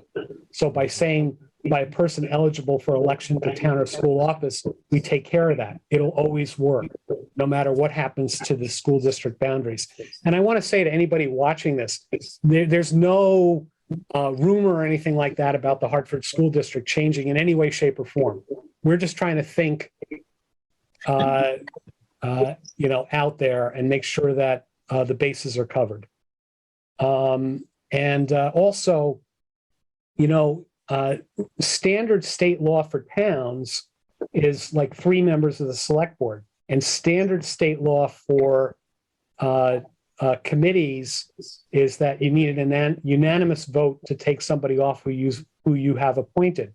But the charter has given Hartford 7 members of the select board and has made other accommodations. And so the business about having to be unanimous to remove somebody seems unnecessary. So we've made that 5. Town manager duties. Okay, so originally they took the contract that the town had with the town manager, they took out the duties and they put that into the charter. Okay, that was not the right way to do it. And Gabrielle Luke can walk you through all this, but really the right way to do it is the town has a job description. The job description informs an individual contract, and the charter simply gives the framework that the position exists. We connect the position to what state statute says about the position, and we think that this is much cleaner and will reduce the confusion that can happen when contracts get written and people are not referencing the charter and then they're at odds. Okay, appointed officials. So we clean that up. So the clerk and other formerly elected officials are now in the appointed officials section. Okay, we put into powers of the town the rental housing ordinance that you've probably heard about, the so-called just cause eviction effort that's going on around the state. The committee voted to include that in the charter. The idea being that this would bring stability to long-term renters, protect tenants in buildings that are owned by people without local ties. Now, even passing this, it wouldn't take effect right away because what it would do is it obligates the select board to come up with an ordinance. And and then the ordinance itself, you would have to pass. And then, so there's a lot that from here to there.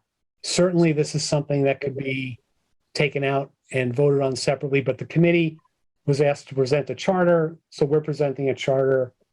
And this is in it. So the way it's worded, right? Like, is this granting us the power to do rental housing and just cause eviction if we want to, or is it just saying you're now authorized to do it, now do it? Actually, this was done up in Burlington, and it was done this way because the Burlington City Council would not create an ordinance doing that. So the effort there was to get it into the ordinance, was to get it into the charter, because then the City Council in Burlington would have to come up with an ordinance. Okay, so this would obligate us to do that. This would obligate you to come up with an ordinance and to define all those terms and to set up a process and so on and so forth. This is part of a statewide effort to get as many towns as possible to put this language in their charters, presumably to push the legislature to create legislation at the state level for this. So we got a lot of people came to the committee who, really wanted to see this in. And the committee voted 5-2 to include it. So, so here you have it. I would say, it'll be up to you guys, up to the select board and the school board, going forward from here. But we felt like we should just present a charter and not present, here's a charter, here's some side things to vote on. That's up to you. Sure. Thank you. And then a local sales tax. So we decided, hey, cool, let's sell cannabis, and we'll see some local revenue. Well, it turns out that the state created a state excise tax on cannabis, but did not provide a local option on the excise tax. And then they decided to tax cannabis as part of the regular sales tax. And of course, there is a local option for the regular sales tax. but you can't just pull out the cannabis part. It's all or nothing. So, you know, we looked into this a little bit and actually adding the local option sales tax might be a pretty good deal for Hartford resident taxpayers. I will mention FX. I can argue this till the end of time that I think we need a 1% sales tax. Okay, so I'll just say we put it in there. Just say it out. It's there. And we did also add language, which if the state ever does carve out cannabis, would mean that it was already in our charter. So belt and suspenders on this one, guys. We've given you both. Great. And thank you very much. Thank you, FX. I'm sure people have questions or would like to know some more about some of these provisions. So I would just open it up to the board. I mean, I could start when we talk about the local sales tax. I'm very strongly in favor of that. I know people are terrified because we're on the border with New Hampshire, but we're at 6%. New Hampshire's at 0. We're going from 6 to 7. You know, it's not like we're going from 0 to 6 or 7. If people want to avoid a sales tax, you know, they go to Lebanon already. That's been settled since the 60s when they built West Lev, you know. And it's finally nice. I really appreciate that. Because I've been trying to figure out what sort of the ballpark of the range of revenue that we're foregoing each year without a 1% sales tax is. And I think you mentioned in 2021, it was 685,000. And again, I will mention that the necessities of life are generally exempted from the sales tax, food, things like that. So it really, in almost a way, is that consumption tax, which is actually, you know, a lot of people agree with because you pay for what you want to spend on, you know, so. That's sort of my hobby horse. Like I go around arguing with people about this. So just wanted to let you know. I really feel. Exactly. Questions for the commission, Ellie? Well, just responding to that point, and I would need to do more research, but wondering what other folks think collectively. So I know we had a small business owner reach out to the board in opposition to the 1% sales tax, which would apply, yes, to things beyond cannabis. And so I'm just curious if folks have thoughts about like if that could potentially have a negative impact in some way on small businesses or other impacts that we're not thinking about. I think there's an argument for that, which is that a lot of businesses will try to keep their costs, like the final out the door costs, as close to, you know, the same every year after year. So some people try to actually absorb that by masking some of those costs, I think. Or there's what Mike was saying, the disincentive where people say, oh, I don't want to be taxed more over here, so I'm going to go somewhere where there's lower taxes. But I don't know. I imagine that I imagine though going from 6 to 7 is different from going 0 to something. You know what I mean? I don't know. Kim? But it's, I mean, for some things we go 6 to 7, but some of it would go 0 to 1, which is fine because, like, for example, apparel is not taxable in Vermont.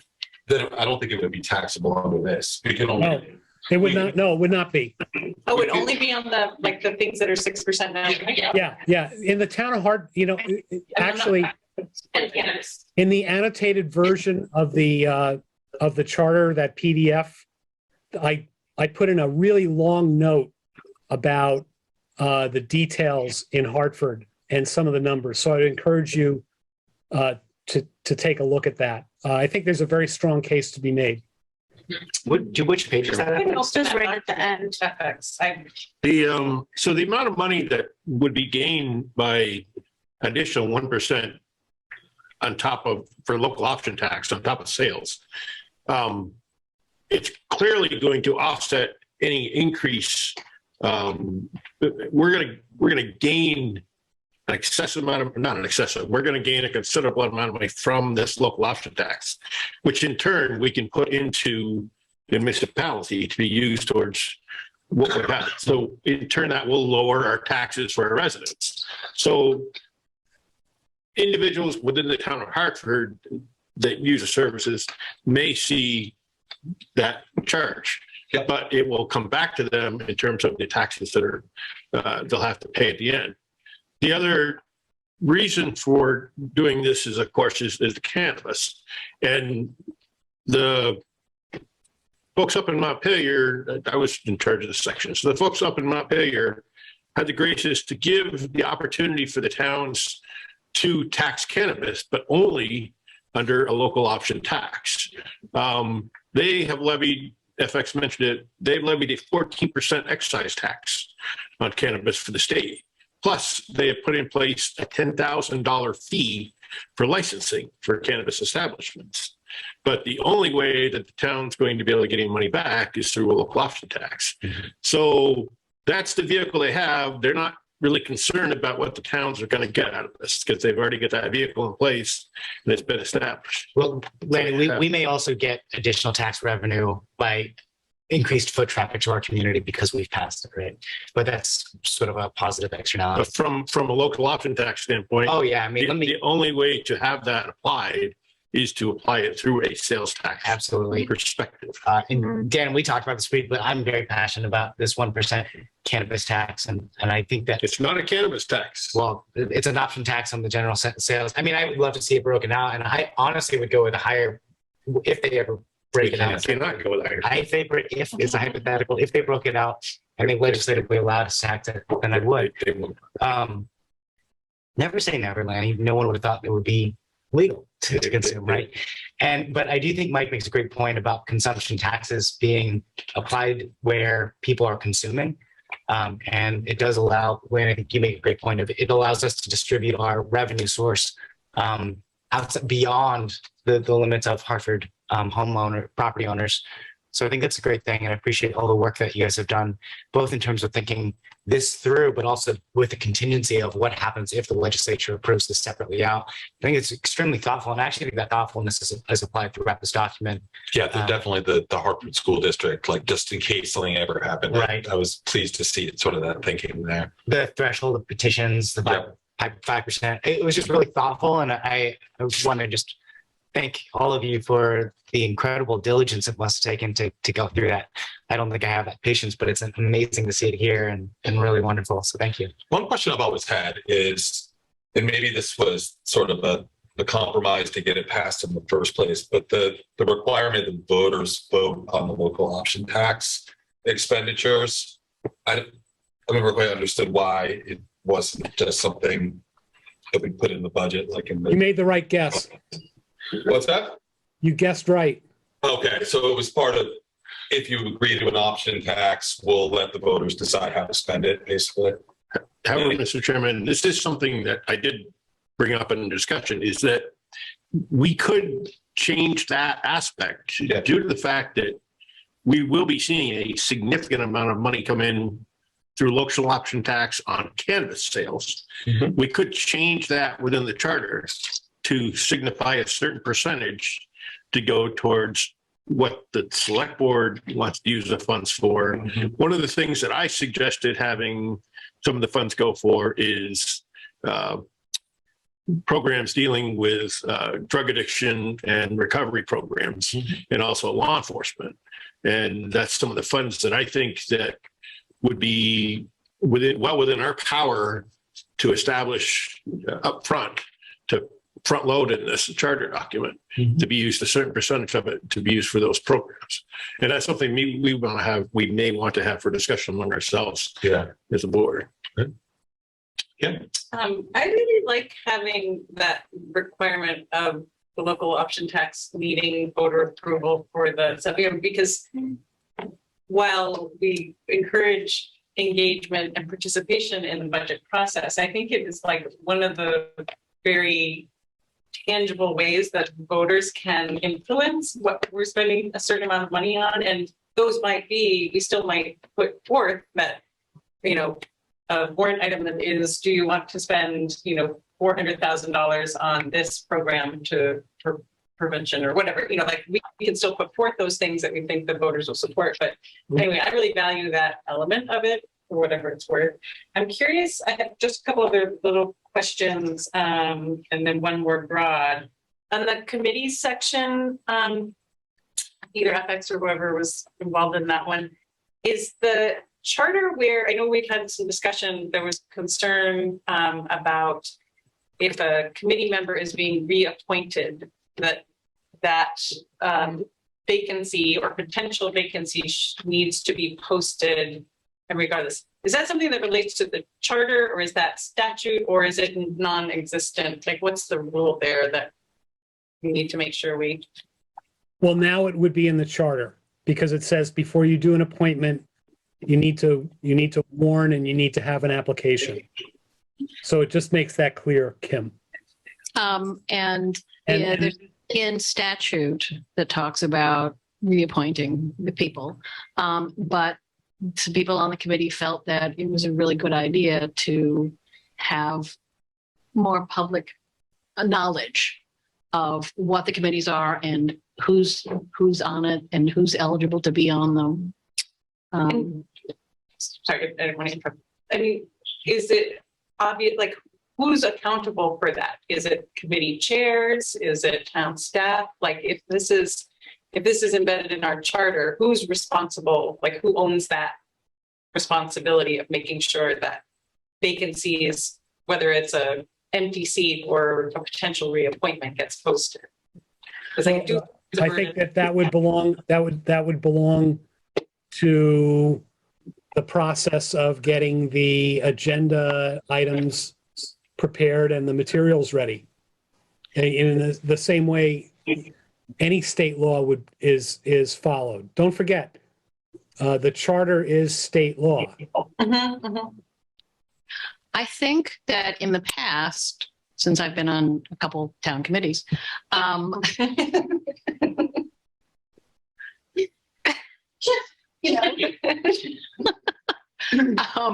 that it's been Lana's job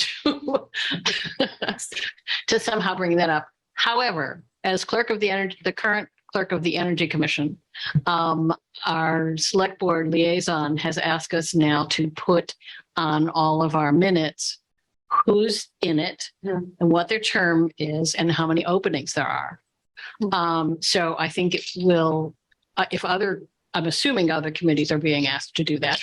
And no, I think that you have a great liaison. This is all I know we have a great liaison. This is all very timely. I was going to bring up in commission reports that we had discussed sort of dissatisfaction with some of the reappointment process, either becoming just a rubber stamp or people not knowing that they could put in an application, for a seat that may become vacant soon. So one of the things I want to discuss is whether we would ask our committees as liaisons on their minutes and agendas to put the names of the committee. I don't even know if that's on there now. And then the expiration date of their term, and that's kind of a stopgap. I mean, at least someone looking at it and say, hey, I want to be on this committee. There's a vacancy coming up in March.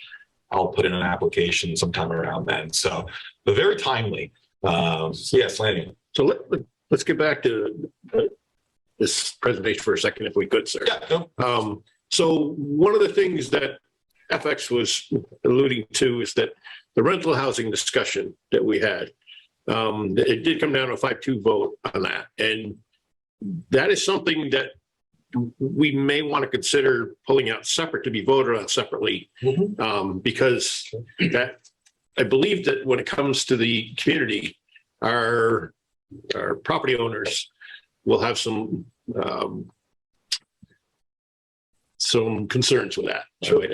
It cuts down on a little bit of some of the property owners' rights as far as their,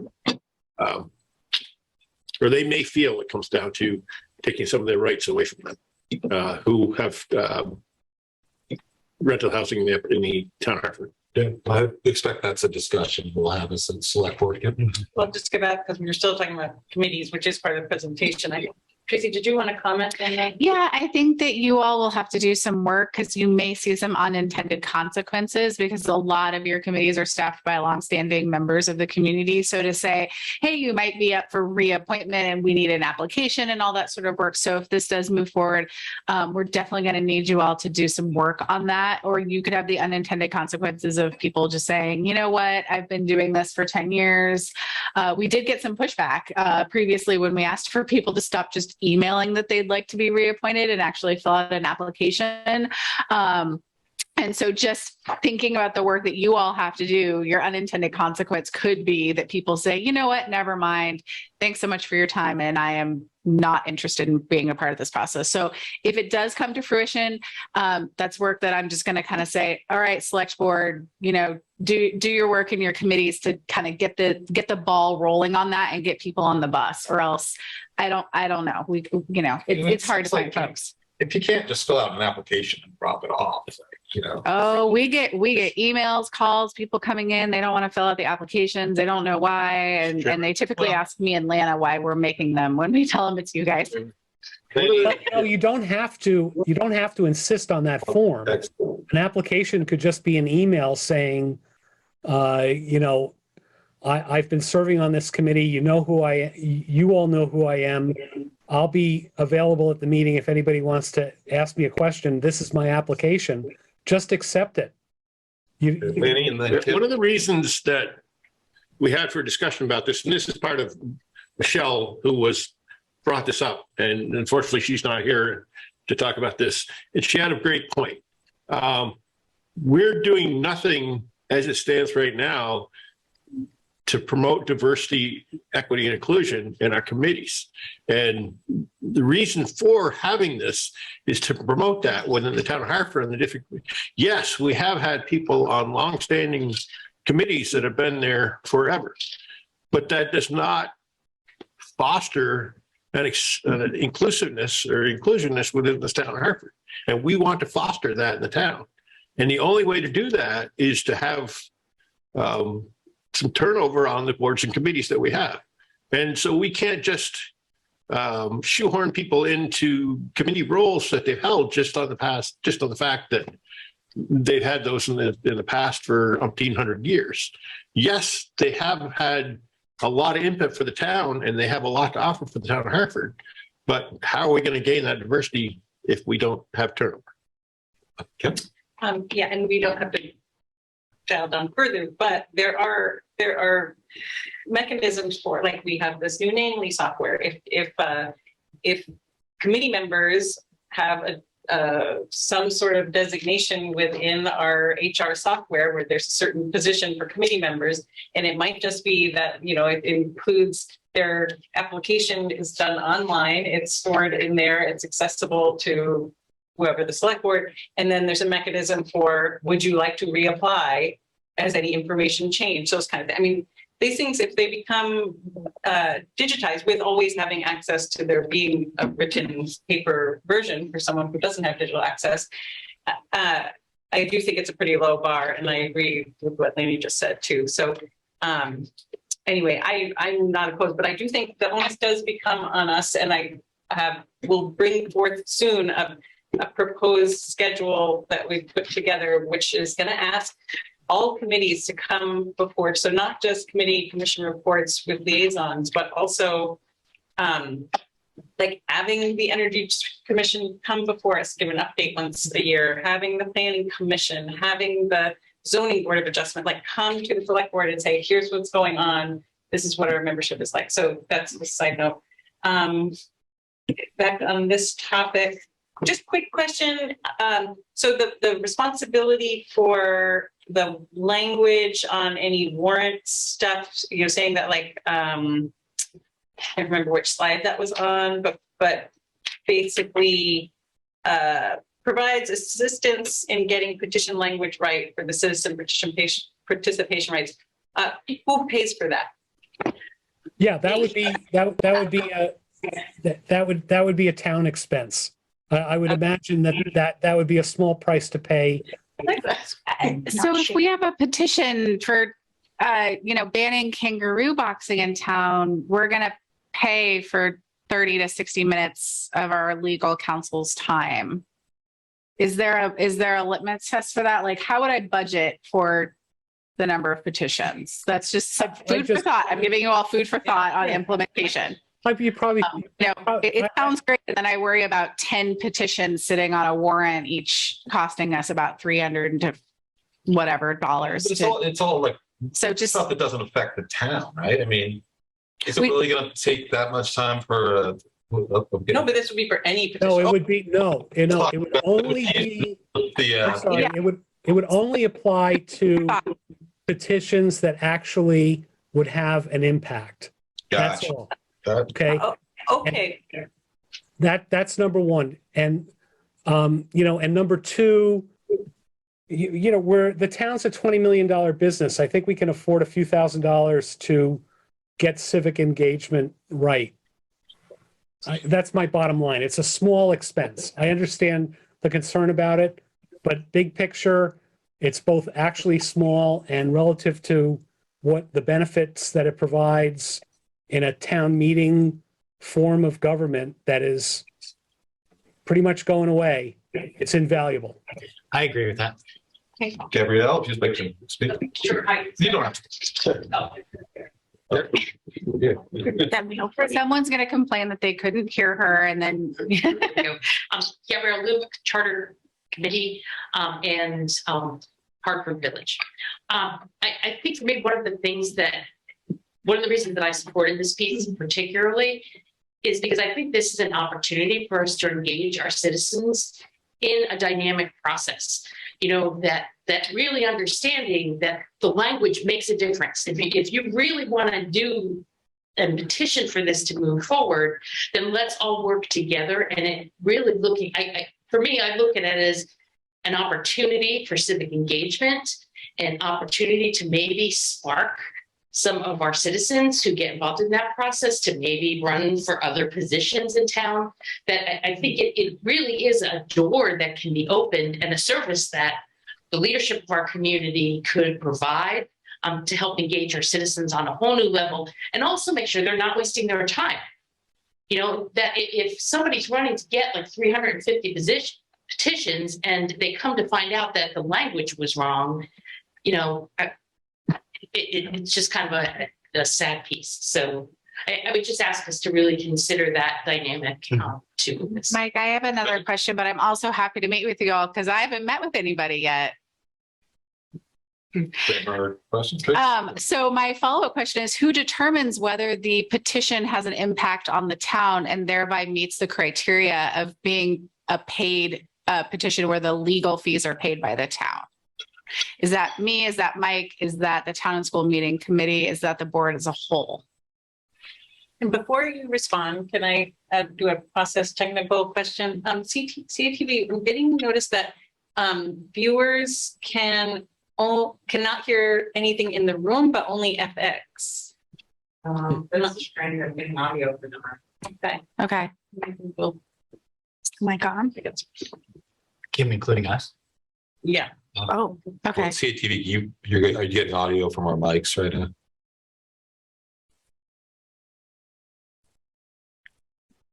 Are you getting audio? Okay, sounds like we're good here. Okay. Yes, Lynn. So anything that affects the town bottom line. Ukraine does not affect the town bottom line. Having the football field as a non-grass thing, turf. Thank you. What if there's a petition to ban travel to countries that discriminate against LGBT individuals? That doesn't have a monetary effect on the town. So it would be a larger number of petition signatures.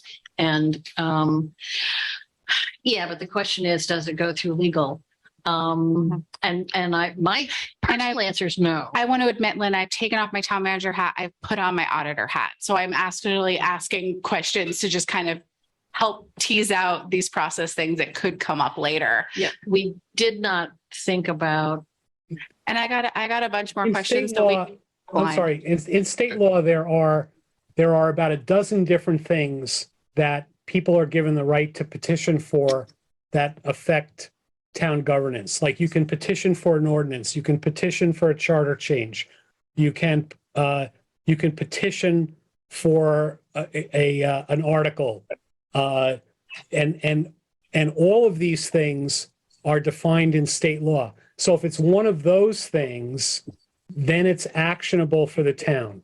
If it's not one of those types of petitions, it's not. So I think that there's a very clear answer to your question. And Yep, go ahead. Dan Knott in the village of Wilder. I'm on the Charter Commission. This is one of the sections that I looked at, and a lot of the ideas of this are taken right from the Brattleboro Charter.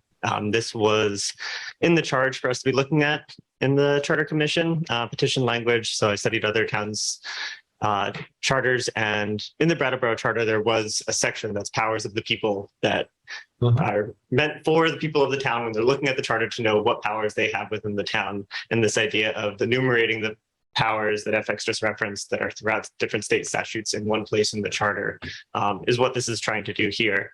I think that, I mean, there are some changes, obviously, like Brattleboro has a representative town meeting, but I think that what FX was getting at as well is that this is, you know, trying to get some of that spirit of town meeting in place. This other thing, I forget the exact language that we use to define it within the charter, but it's a separate provision of the charter that allows citizens to make basically symbolic statements. And I think that that could probably be separated out in terms of whether that needs legal review as opposed to. It doesn't. It doesn't, and we don't provide for it. Right. So I think that under that distinction, it would be things that fall under like ordinance or policy rather than like a symbolic statement of the town would not need legal reviews. Thank you. Russ? And then I don't want to spend all our time on this little bit. Oh, I know. I expect the board will have other questions, but on this particular one, I'll make mine quick. Let's not worry about it too much right now. I mean, I guess the question I would have is, when's the legal review going to be taking place? Because if I sign a petition that's not worded properly. No, it has to be before. Prior to the petition being circulated. Okay, so then you wouldn't necessarily know that it's going to get to 350. I've made my opinion very clear as a singular member of the school board. I'm very against this position. I have suggested alternatives in terms of a reimbursement for managers that pass, because FX is right. We're talking in a $17 or $43 million budget, a few $1,000s is not totally significant. And if it's 10,000, that's a little less insignificant, but still insignificant. And I'd like to think both boards are responsible enough to put forth measures that seem to have public support before we're obligated, because we could be obligated for, let's say, a dome over the pool. Wouldn't it be great if the pool was open all year? But that's a continuing cost to the community that as boards, we have to factor in. So that's all I have to say on that one. On the cannabis thing, I've read a study where the more taxes you impose on it, the more the underground economy comes back, because essentially it's a price barrier type thing. And the underground economy already exists. And finally, I do not like the select board thing. Again, you've been elected to be responsible. So if there weren't enough members present and you decided to table the matter, I trust you to do that. But there might be something time sensitive that just has to be passed. So why lock yourselves in? Thank you, Russ. Dan. Or Kim had one more. Kim has another one. And then if anyone else has questions on it substantively, let's do it. Let's not get in the weeds on this one petition one, because we're doing so well with our time. I might be, maybe, Ken, are you going to speak about what I was going to speak about? So, because speak about the cemetery commission. Yeah, I wanted to, basically, Ken and I have spoken recently, and one thing that we discussed is that if the town is going to establish a cemetery commission at some point, that it might need to be incorporated into the charter. And I don't know if it was our like neglect of bringing that forward, but from the conversation we had the other day, or maybe Lynn has a response to that. I do. We right before the list of town already appointed, we added a little belt and suspenders. It says whatever it says, and it says, but this list is not limited to who you can appoint. Okay, so we could add a charter commission without it being in the charter, just like we've done with other standing committees. Right. You could bury, you can't bury the charter committee because it's mentioned in the charter, but you can certainly create a cemetery committee. Standing boards, commissions, and authorities to be constituted under provisions of, that are above through, are not limited to, and then the list that exists. So that was our belt and suspenders. Thank you. Yeah. That was our suspenders. Make this brief. My name is Ken Parker. I live in Hartford Village. 4 years ago, we had a cemetery study committee. And some of the recommendations that came out of that still have not been implemented. And one of them is the creation of a cemetery commission. It's my understanding that under state law, the board has the authority to create a cemetery commission. It's an independent entity that is elected by the public. And the board really has no authority over its functions. But I believe that it needs to be specifically created as part of the town's charter. I don't think the catch-all phrase that you're alluding to would justify that unique commission because of the way it's constituted. Ken, if you could get us the language on that, we'll get it in. Okay, thank you very much. I just would like to also just add briefly, when you do your calculations about the revenue stream, you're going to realize from the local option tax, unless things have changed, the town gets 70% of the revenue. The state gets 30%. That's the way it is with the local option tax as that we now collect. We share that with the state. So don't think you're going to get the whole pie. No, you won't get the whole pie, but you would get 685,000 last year. That was part of the calculation. That's good ethics. I like that. Yeah, thanks, Ken. Okay, Kim, do you have any more questions? Dan, do you have any questions? I had a couple questions and comments. So first, going back to your original thing about taxes, I think you're right, Mike. I think that the ship sailed many years ago about the local option tax and what it does to people. Those people from 1970 have already been shopping in New Hampshire. And I love when you add 1% that they're willing to spend $6 on gas and wait in line at the traffic lights in West Leb for 3 hours to save 15 cents. In terms of the petitions, how do you feel, Dan? I don't have a strong opinion, really.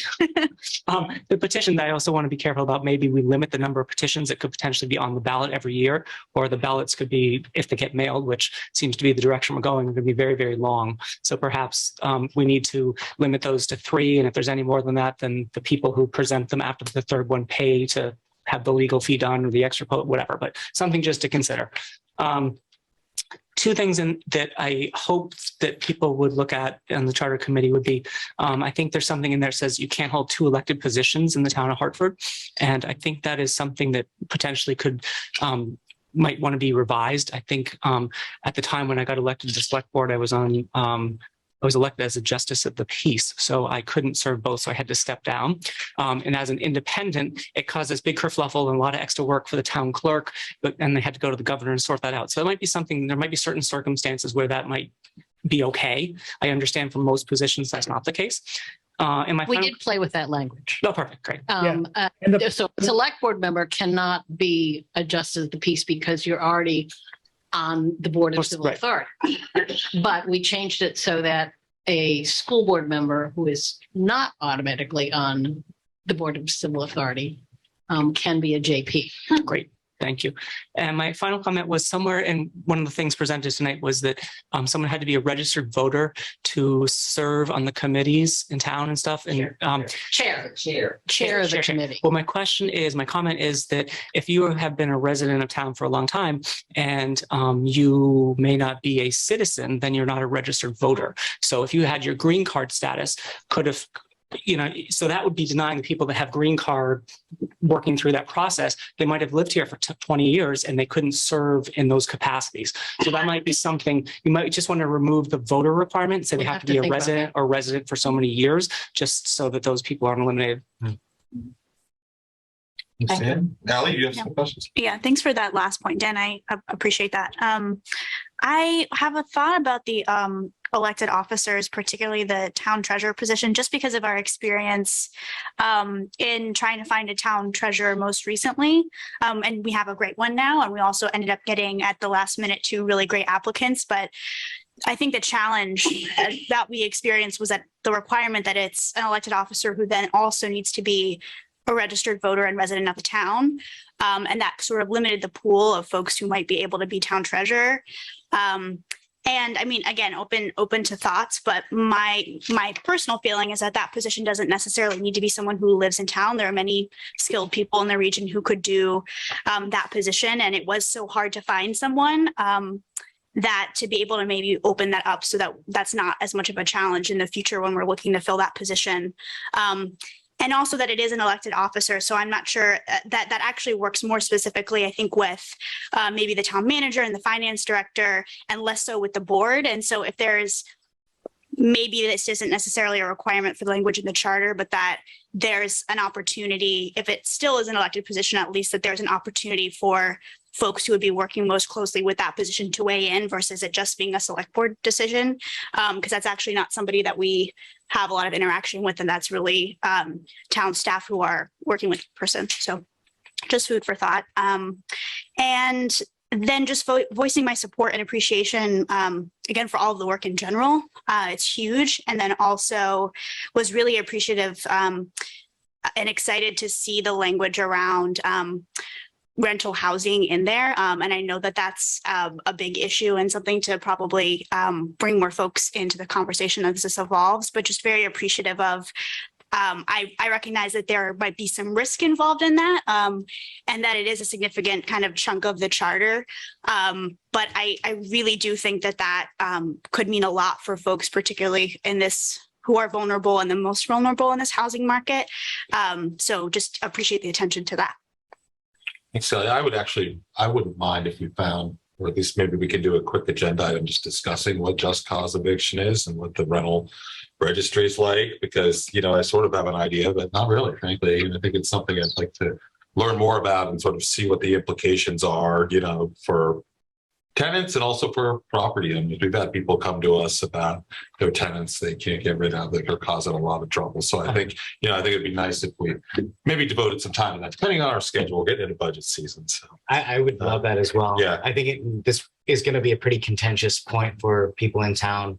And I think having more public debate and information about that would be great. Gabrielle? If we were looking for a community forum topic, yep. There are a lot of great resources in the state that I think this is definitely an area that would attract a lot of interest and also educate our voters. Yeah. As well. That's a great point. Does anyone else have any questions on the charter? Okay, we can take the hand. Tom Proctor, go ahead.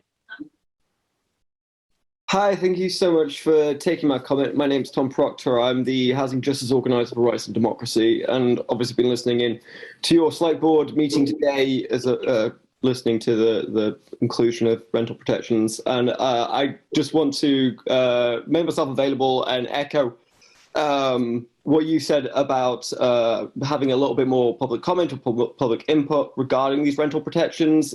This policy is fairly wonky and can be seen as a little bit complicated, but everything's in it for a particular reason.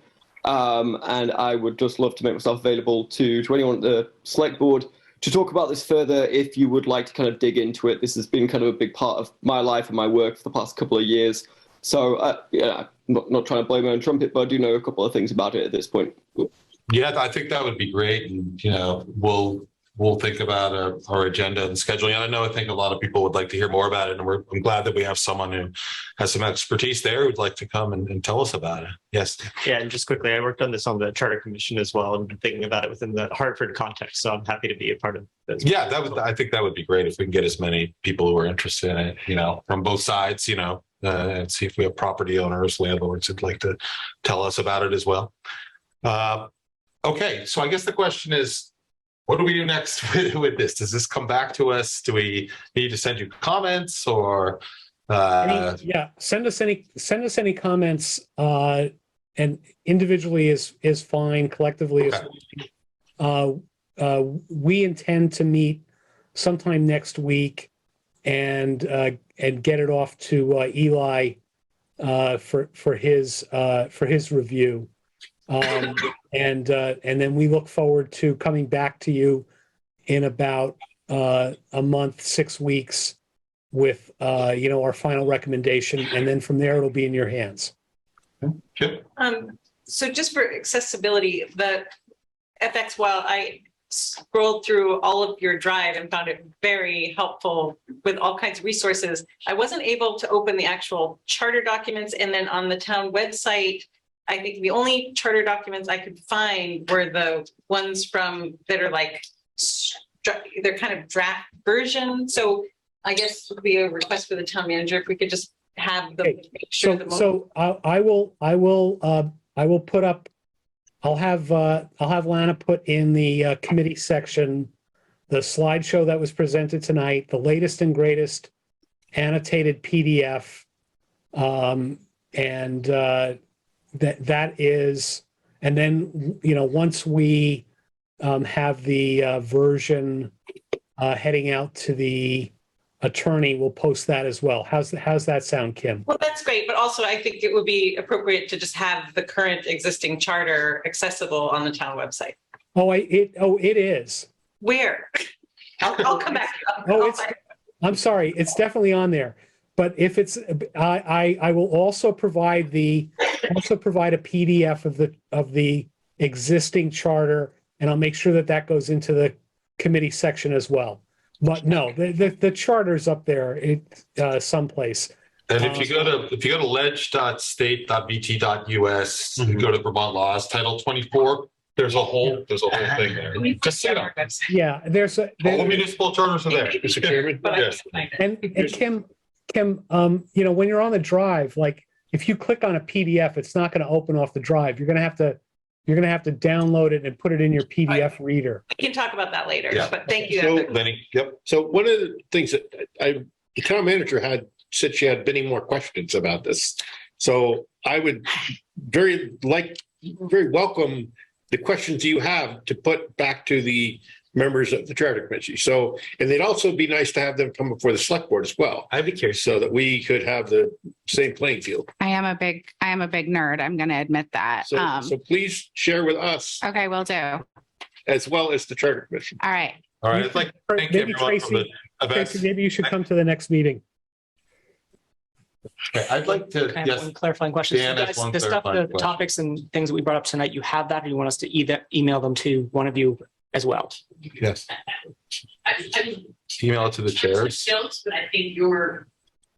We'll email you. Okay. All right. This is just an amazing committee. I feel like I'm going to try to come to the Yes, very quickly, Ken. I can't Because we're done with this. Right, we got to move on.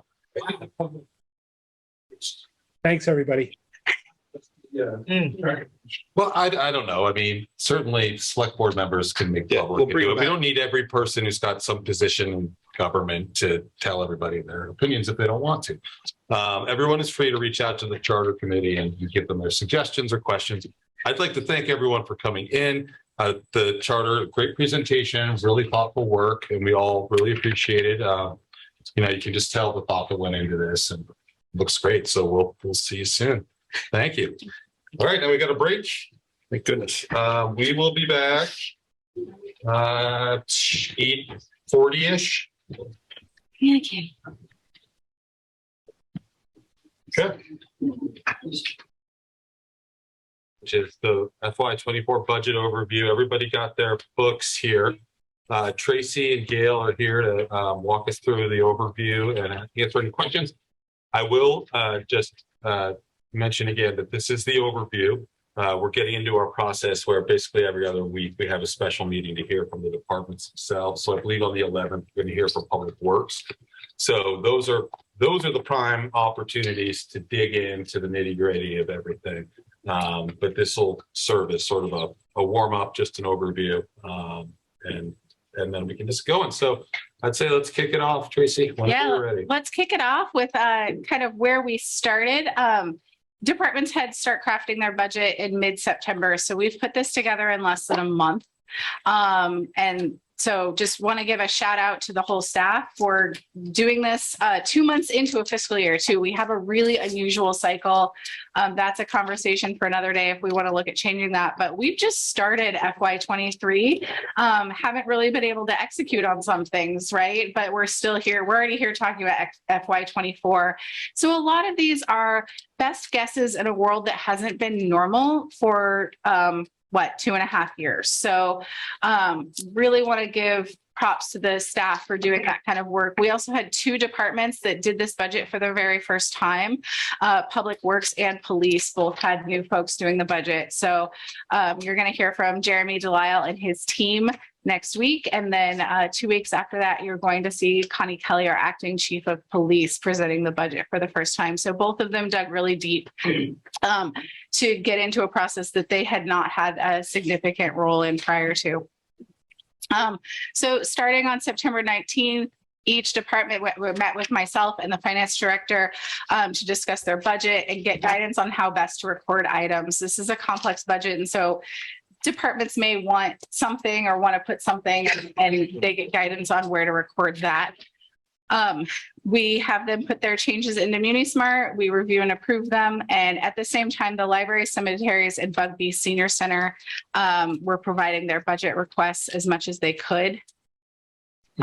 One thing I want to point out for our newer board members, it's also in my memo, social service appropriations are voted on individually during town meeting day, and they can't be changed by the select board. So if you're thinking, wow, I'd really like to give special needs support centers some more money, that's not really up to us at this point. We provide those as a matter of transparency because they will affect the tax rate and they will affect the bottom line budget.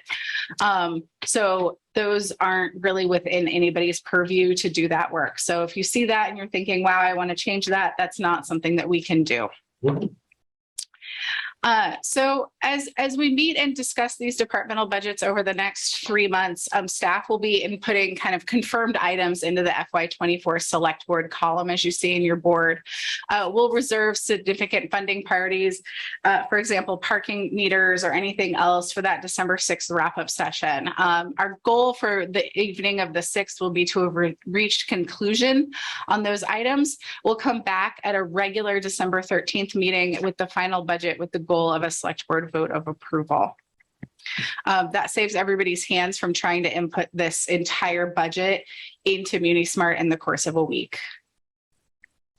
All right, so budget presentation starting next week, every other week. We'll be here every week for the next 3 months. Every other week, we're going to focus on budget presentations. Staff will be taking into considerations the discussions we've had over the past year. Anytime they've come in front of you, anytime I've alerted them to an issue where they've been tuning in at home. And they'll also be taking into consideration our discussion tonight in crafting their presentation. So what are themes that you'd like to see? What is data you'd like to see? What are questions that you have? This will allow them to get you that information and double check it and make sure that they have that for you.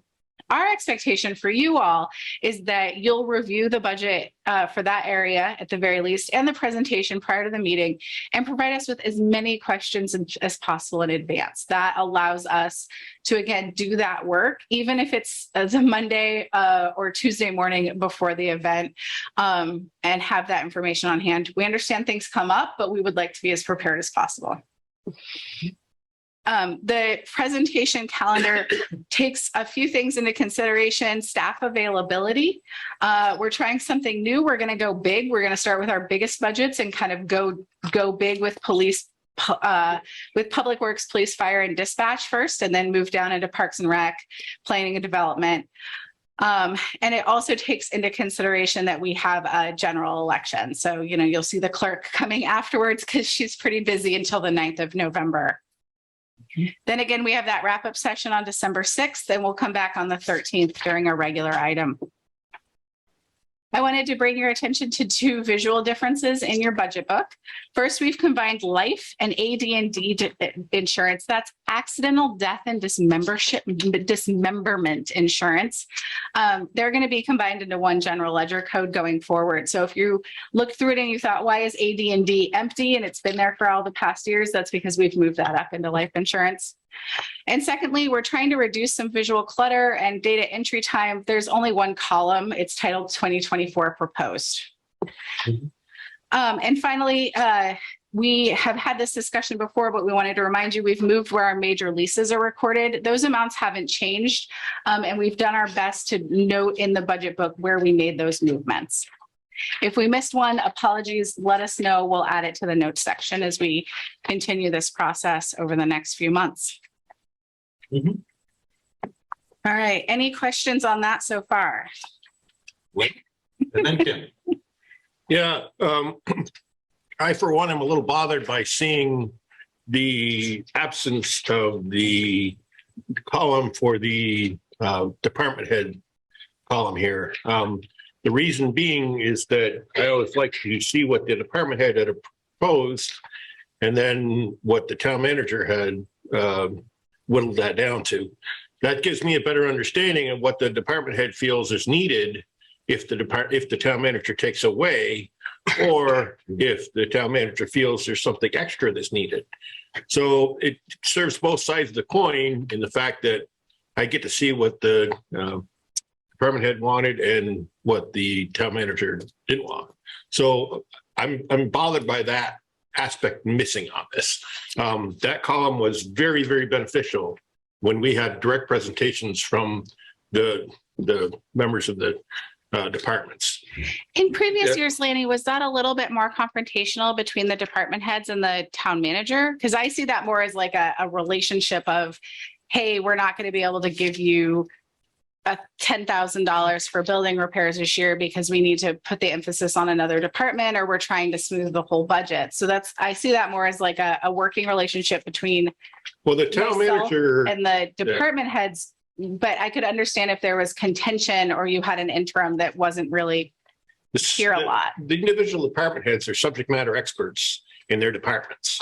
And while you control the aspect of the town, they are responsible for their own individual budgets. And that's why I like to see them promote their individual budgets that they bring before this board so that we can understand what they're looking for, because they may have things that they feel are extremely necessary that you are not agreeing with, that they can bring before this board and advocate for before this board. And we only see those things if they come up in a department head column. So that's one of the things that bothers me about not having that available. I think a good solution for that doesn't require a secondary column of mostly just copying and pasting numbers over would be, in that case, bringing it forth both in this memo and at the department head level to say, this is something that we're looking for guidance on because we disagree on this one aspect.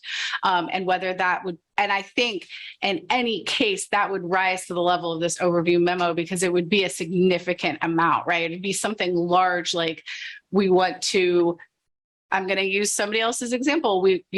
Scott Hauser believes we should create an indoor pool. And I don't think that that's necessarily the best use of the budget. That would come forth as something major.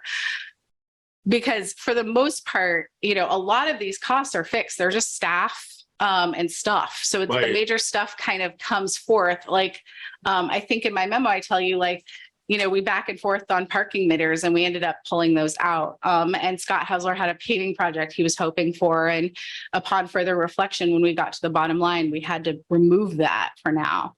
I tend to agree with Tracy here because I think that part of the whole process of the governance is that the town managers, the department heads work with the town manager and there's a reconciling process. I think the department heads are all capable operators and there's plenty of opportunity for them to raise any strong disagreement with any individual items through memo or in presentation. So I actually like this better because I think that this is cleaner for us. Like you said, I think it wouldn't be a lot of copy and paste. My point is that if it's documented that there is a difference in the numbers, we get a chance to directly ask the department head without having to have them feel as if they're a conflict with you. When they're directly in front of us, we can ask them, why is it different? When they come next week, just say, hey, can you tell us what your initial proposal was? Well, I would like that. And that's what I'm getting at is that initial proposal would be in that line item that's missing. Kind of an open door to micromanage. And then the other thing that I'm not quite pleased with, just looking over this at the top here, is that under salaries, under town manager, administrative manager, there's a $266,000. So Lanny, There's nothing listed underneath it. So Lanny, we're gonna go through this line by line, but I was just asking about the stuff in front. Right. So I want to make sure, Okay, and also but- like I can write things down, but I want to kind of go from high level down. so that's, like I say, I'm not pleased with this new format. I much prefer to have more breakdown in the budget. What are the opinions about it? What's that? Oh, I'm just curious what other members on the board who have been through budgeting process, like having department head request versus town manager request. Broken out. Is there a strong opinion about that? I kind of like the way it is now. I don't know if other people have strong opinions on it. I mean, at some point, it's like the department heads work with the town manager. They come up with a budget to present us. Right. You know, the fact that they might have disagreed about an item, I don't know that it tells us a lot other than I'm sure everybody came in with a bigger budget than eventually got put into here. That's not always been the case. So, well, I mean, whatever, if people want it a different way, they can have it a different way. You know, I'm okay with it. Kim? I mean, I would find, it was on my list also, that I thought that was a valuable column. And Extremely. particularly if like, I don't really need the 23 department head requests. Like if I'm gonna have a column taken out, then it would be the 23 department head requests and add in the 24 department head requests. Exactly. So I wasn't feeling quite as adamant about it, but I do feel, I agree with Laney in this case, and it does, I think it would, that maybe there won't be that many differences, or even if it's not possible to go back and redo that, or I don't know if it's even an option, but. So it would involve hand inputting, redoing this column and hand inputting the whole column of the budget, which if that's what we need to do. I mean, I personally have always found that there's 6 columns of numbers across. Get rid of 23. Exactly. So what, okay.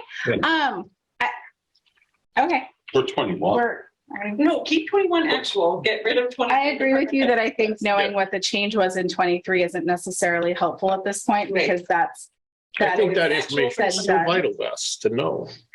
But I also do, I mean, I do have concerns that, you know, if I can't manage the staff below me to come to a consensus on a proposed budget, I don't, it feels a little icky, quite honestly.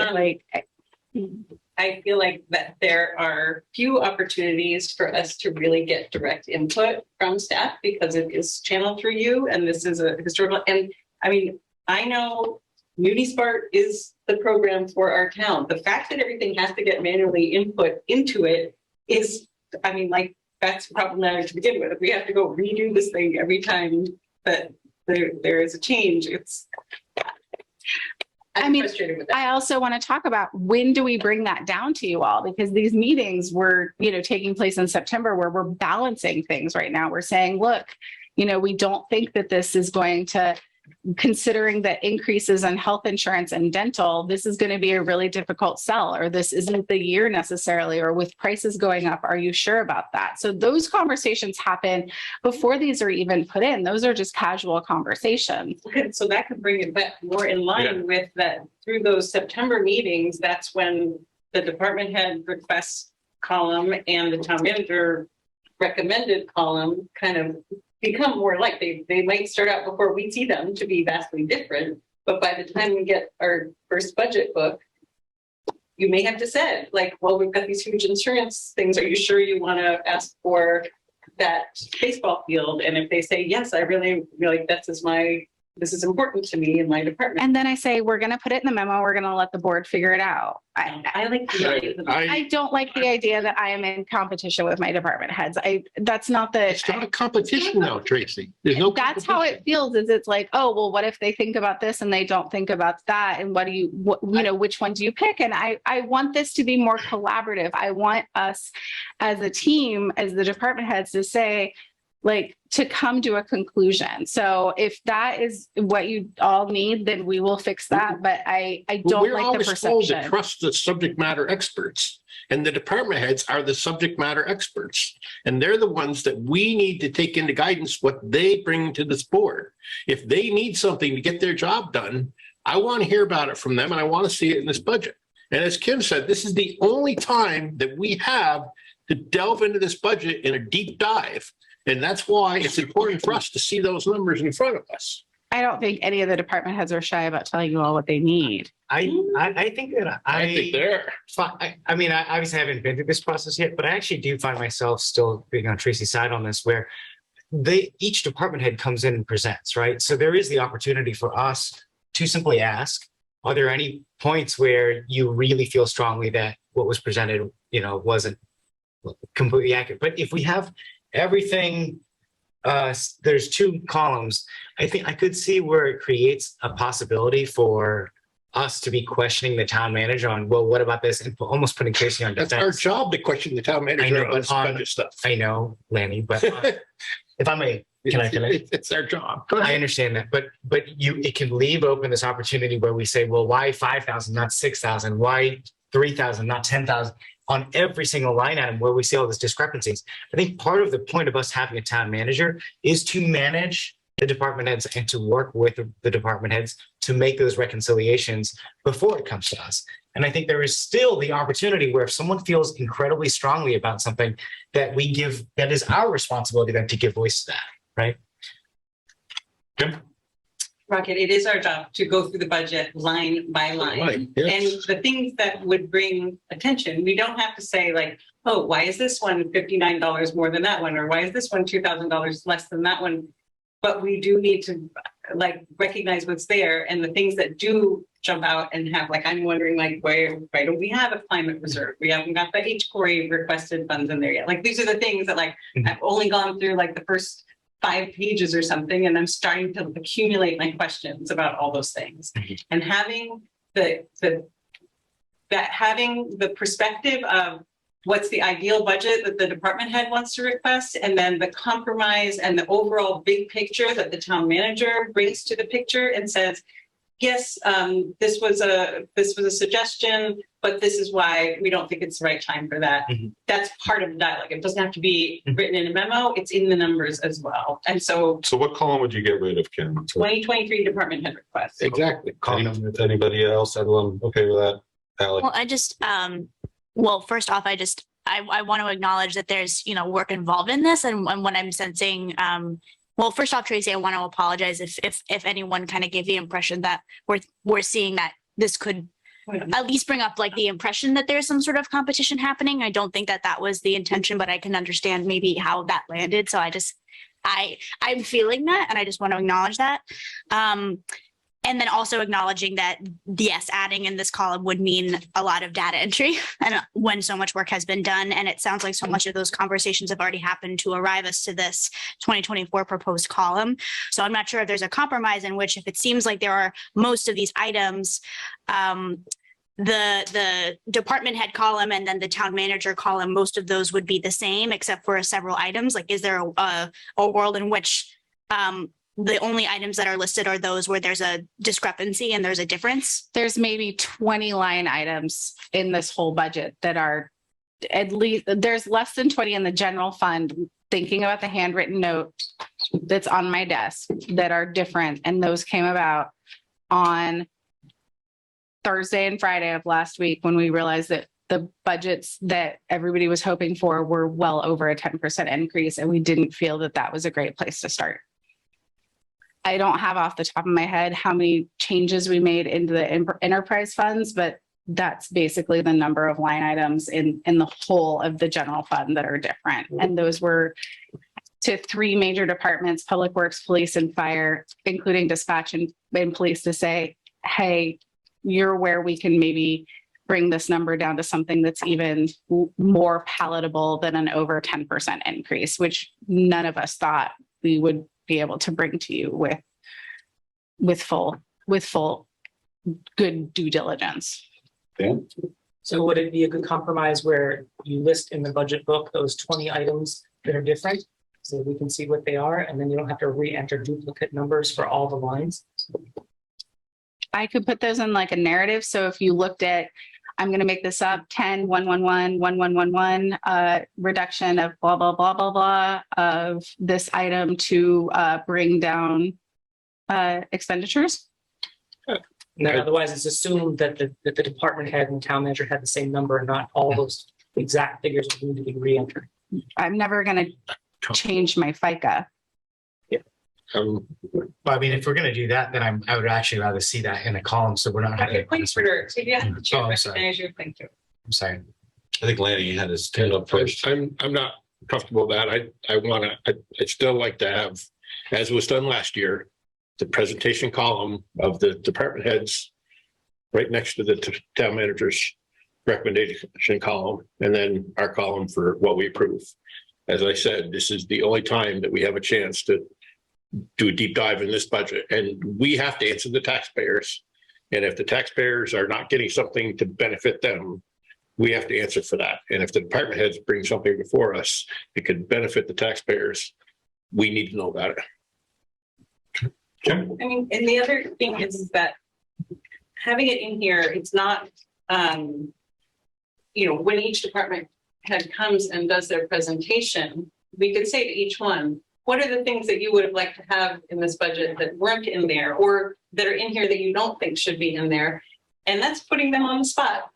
You know, I mean, I think that's potentially putting them on the spot more than they need to be, if like we can kind of look at things on an individual basis. But yeah. So do you want to just vote informally? Do we want follow what Kim and Lanny have suggested, or just leave it as it is, or do a compromise? I mean, we got to do something here. You know, that we're not even into the actual budget. I'm going to see it, Rocket. Yeah, I mean, it sounds like I like Dan and I's proposal of just showing where the discrepancies are, but I would defer. Clearly, Kim and Lanny feel pretty passionately about having this column, so I would definitely defer to that expertise. And I think ultimately it would be better to have it as a column than as a separate document where then we're flipping back and forth trying to reference the numbers. So I would vote in support of that. Defer. Discrepancies. Are you fine with that? I don't think it's too much to ask for to have the columns lined up, and I think the taxpayers want to see that as well. I as a select board member want to see that, and I think that the taxpayers want to see that as well. This is their budget as much as it is our budget, and they need to know what they're not getting as much as what they are getting. Yeah, but if we put in a column that it's the same stuff, it's only listed a number if it's different from what was proposed. But we can go through that when we get the budget presented to us by the departments.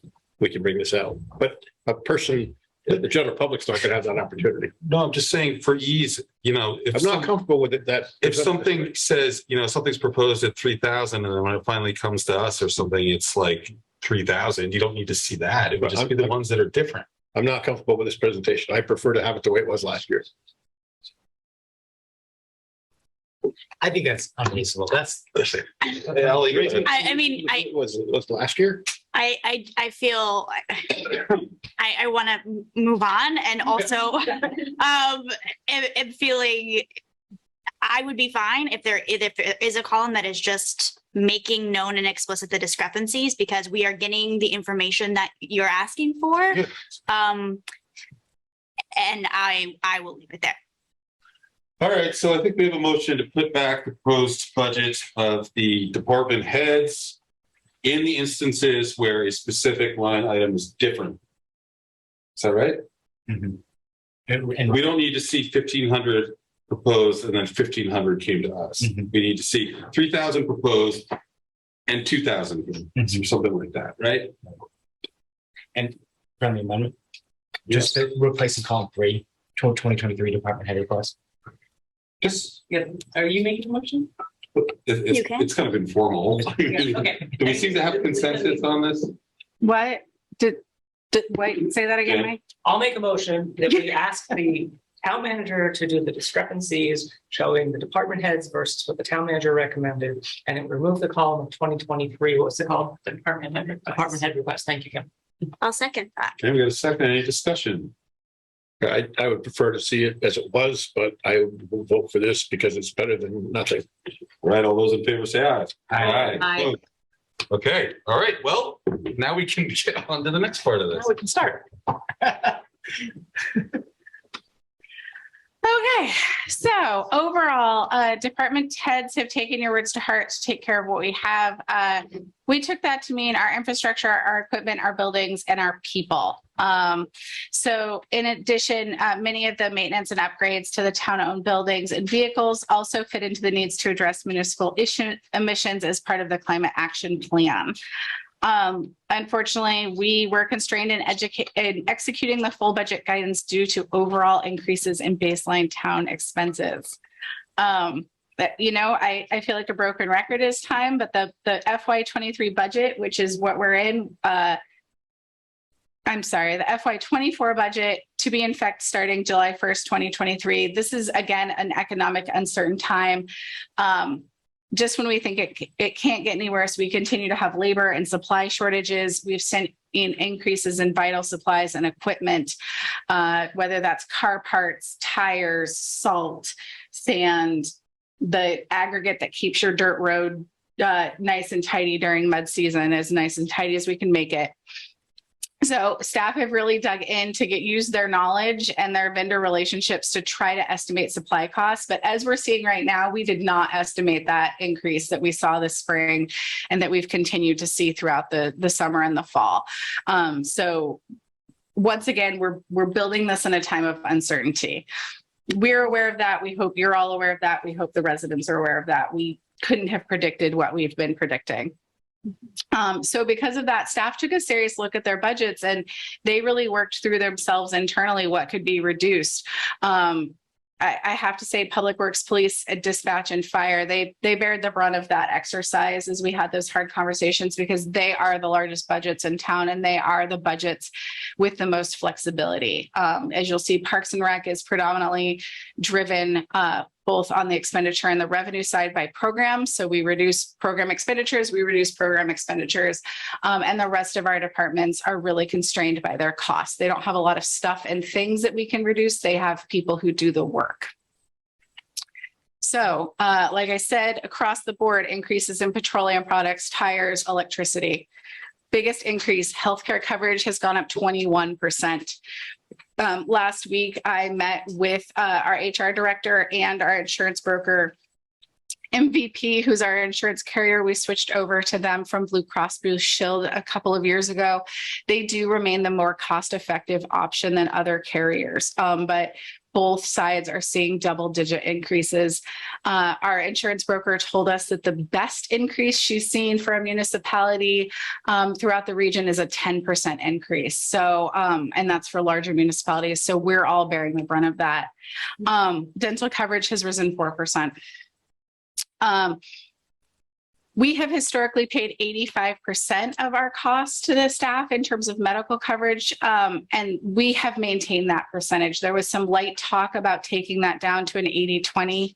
We felt that that was going to make us a less advantageous employer when everyone around the community pays 85% of their employee premiums. I'm curious as to like how that would translate if we were more on par with other communities in terms of our benefits package, if that could be translated into just higher wages, like what the... You mean if we went down to an 80-20, but we upped everyone's wages? That's interesting. I just had a conversation actually with one of the town attorneys about kind of the feel out there for that. Knowing that people tend to like money in their pockets, and traditionally younger employees and single employees are less detail oriented about their healthcare. The older you get, the more likely you are to use it. And for families, they're more on top of whether that's a good deal for them. But I haven't looked at that. I don't know what that would shake out to in terms of a wage increase. And I don't know how that would fly with the staff because we haven't really explored that. But I'm happy to do that work if that's something that you all are interested in exploring. I mean, basically, because that stood out to me when you used the phrase, the percentage that the average is a higher percentage that of all Vermont employers, not of just like median or anything, but it's like, so I guess just a thought I had that I wanted to share. And that when you say that MVP remains the most cost effective, does it actually mean least expensive, or is it that to transfer would be a cost involved? There would be a significant cost involved in transferring back to Blue Cross Blue Shield. And so any change would be, any savings we would have would be essentially a wash with that change of moving over. There's also no guarantee that, and there's some indication that Blue Cross Blue Shield has reduced their percentage increase in a hope of getting people to transfer over. Every year is a different year. So we could move over to Blue Cross Blue Shield because it's a better deal this year, and then see Blue Cross Blue Shield's increase skyrocket the next year, and we're locked in. So to bounce back and forth costs us time and money, and we don't know that that will remain the better deal over time.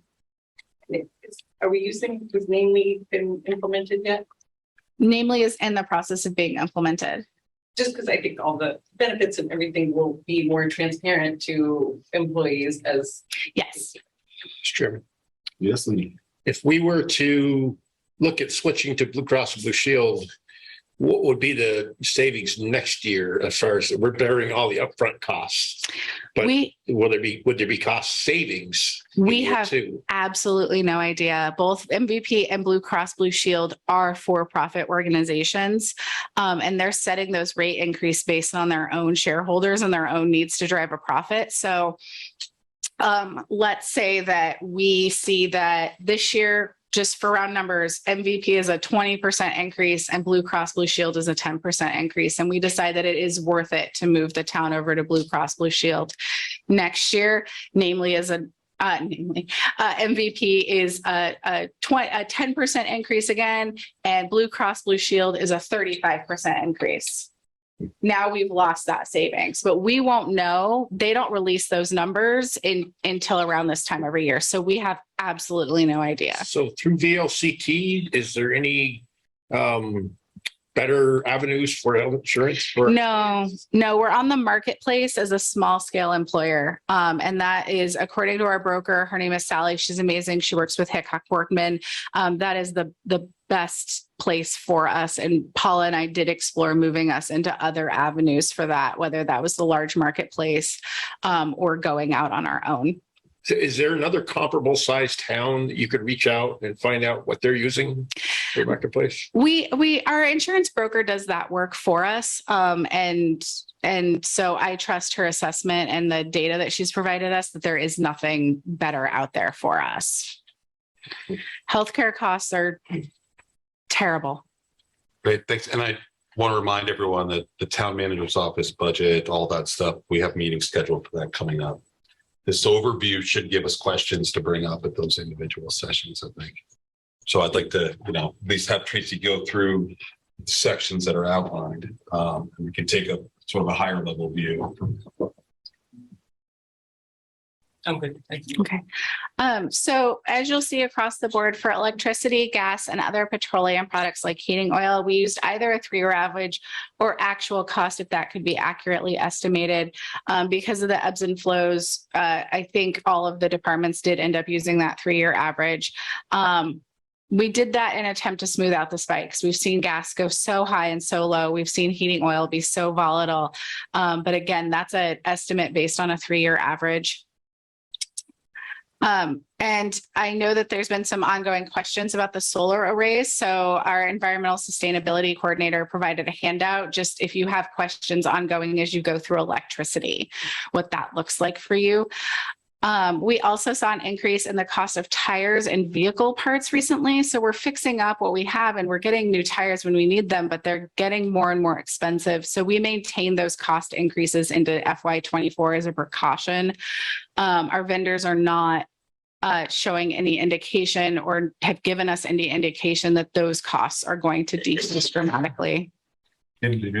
Well, just I can do this research, I guess, but so currently, like for this fiscal 23 year that we're in, do we have pre-buy contracts for all our fuel and gas? Yes, Public Works works really hard. We have a really good deal with Evans where we buy gas and diesel. And Jeremy Delisle and his team are so on top of gas and diesel prices that they track them. And when they see a dip that is worthy of buying and filling the tanks, and I think we maintain 1,000 or 2,000 gallon tanks on diesel and gasoline, they email the finance director and myself and ask for permission to make that purchase. So We don't have like pre-buy contract.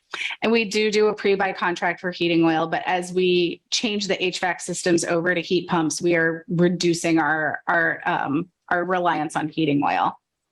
So those are the two ways that we try to maintain those costs, and if at all possible. So as part of your guidance to identify ways to be a competitive employer and retain employees, this budget shows a 2.5 step increase and 1.5 COLA increase to all staff. Individual departments have increased funding for staff recognition and staff training, and they'll be bringing forth some of those items to you when they come in to let you all know. I know we had some questions. This compensation study is in progress, but we will not have the final information in time to plan this budget. Depending on the results, we may have to implement those recommendations over more than one fiscal year, and we'll have that update for you, and our consultants will come in and present to you as soon as we're able to. Thanks. That was one question I had about salaries. And I'm excited for that to get done. I'd love to see like what everyone pays. It's important. We're all very excited. Just to share the interesting information that I got from the HR director is they don't just look at geographical comparisons. They're looking at towns that operate similarly to us. So they're not going to look at a town that maybe has 8,000 people, but they don't have wastewater or water treatment plants or significant highway or police or fire. So they're looking at the amount of work and other demographics, which is great. There's one major new item included in this budget. This is a part-time position for the town clerk's office. They really need the help. We have a clerk and assistant clerk, and we're just getting more additional requirements from the staff, and we've seen consistent increases in the volume of business in that department. Our hope is that this is a position that will start off part-time, start off learning the ropes, get cross-trained in vital issues, because a lot of their work is driven by state statute. We have X amount of days to perform Y work, and we can't say, I'm sorry, everybody's out. We have found it difficult to hire part-time positions in the current climate, but we don't feel that this is a full-time position at this time. So we've put it through at half-time with no benefits. That's a best guess considering the current economic climate. You'll see that there are three major items that we pulled back on. A townwide facilities manager position to manage the preventative and long-term maintenance planning for town systems. So currently it's performed on a building level on an ad hoc basis, and that's caused maintenance to get forgotten. And as we build more complicated systems, we need somebody who's dedicated to understanding the systems. Unfortunately, as we saw those increases across the townwide for baseline services, we didn't feel like this was necessarily a great time to bring that forth. The fire department had a $20,000 paving project to provide additional space for vehicles and equipment at the fire department. That again was one that fell to the wayside, a smaller one, but still one of the more significant items. And we unfortunately included and then removed parking meters for White River junctions.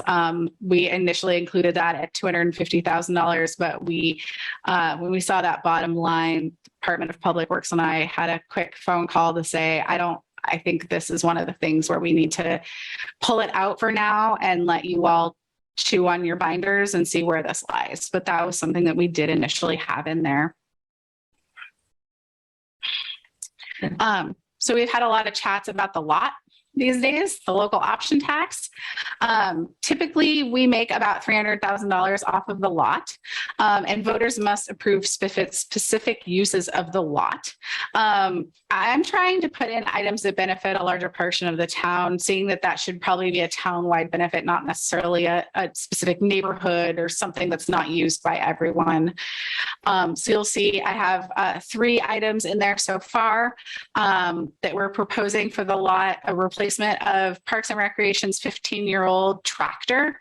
They let me know that this tractor cleared debris from Irene. It is time to put it out to pasture. We have fixed it, we have taped it, we've welded it, we've bought it new parts. We're going to hold a little retirement priority for it if we can. They are strongly considering a skid steer. So if this passes, we'll change that language and make them make a decision that will allow them to do additional tasks in-house, specifically brush hogging and clearing the ice at the arena, which is 2 things that we rent equipment or hire out for. We'd like to replace an unmarked police cruiser nearing the end of its useful life. It is an internal combustion engine, and we're switching out every police cruiser to a hybrid. And the municipal fire alarm system and town emergency operation plans both need to be updated. You can see that those together are estimated at about $55,000. For the past couple of years, we've also funded allocations to active cemeteries in the lot. For those of you who have not been here for many cemetery discussions, we have inactive cemeteries. Those are full. We're not accepting new clients in those cemeteries, and those are managed by Parks and Rec. We manage 1 active cemetery, that's Christian Street Cemetery, and there are 4 active cemeteries in town that are managed by cemetery associations. They have historically come before the board asking for an allocation. And so these are placeholders. I've heard from Mount Olivet and St. Anthony's, and I've placeholded the other 4 items that went before you, before the voters last year. In there as a placeholder, hoping that those folks get back to me on any changes they might want to bring forth to you. If the full amount of the lot is not used, then it remains in the lot for a future date. So we don't get to just kind of take it and do it at will. It circles back and forth.